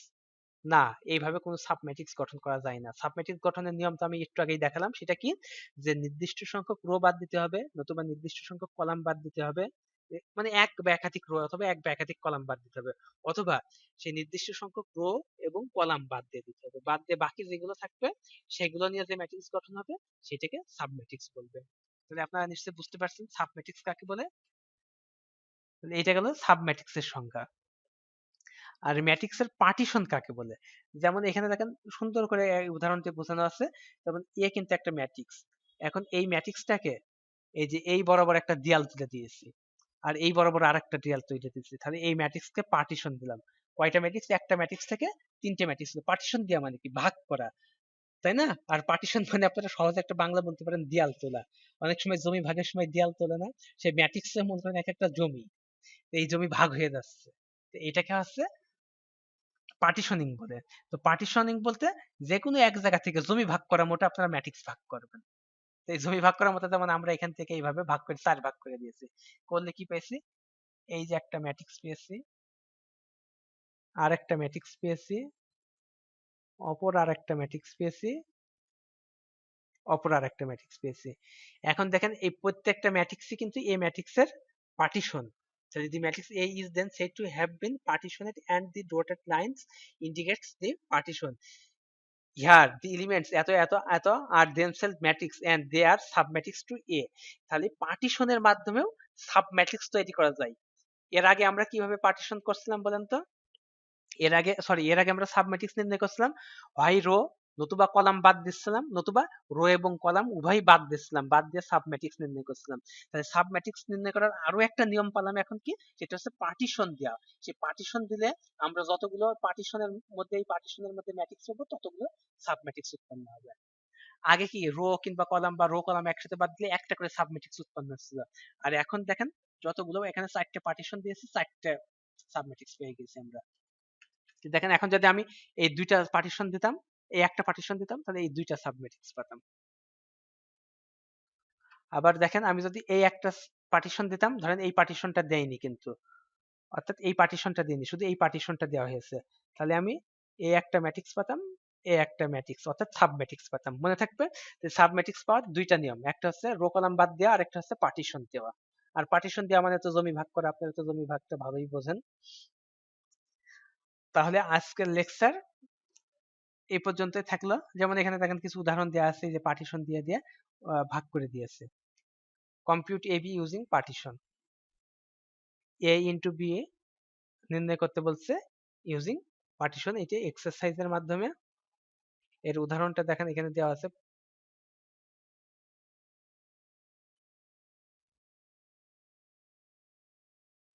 আচ্ছা, এর উদাহরণ না করলে হবে, আমরা শুধু পার্টিশন দিয়ে এখানে আসলে পার্টিশন বলতে আপনারা যেটা আমি বোঝাতে চেয়েছি যে সাব ম্যাট্রিক্স নির্ণয়ের একটা কৌশল হিসেবে পার্টিশনটাকে করাতে চেয়েছি। এছাড়াও পার্টিশনিং এর আরো অনেক ব্যবহার আছে, সেগুলো আমাদের না করলেও চলবে। এখন আসলে সাব ম্যাট্রিক্স নির্ণয় কিন্তু আপনাদের পরীক্ষায় দিতে পারি, খুব সহজ। আপনারা নির্দিষ্ট রো কলাম বাদ দিয়েও সাব ম্যাট্রিক্স নির্ণয় করতে পারেন, আবার পার্টিশন দিয়েও সাব ম্যাট্রিক্স নির্ণয় করতে পারেন।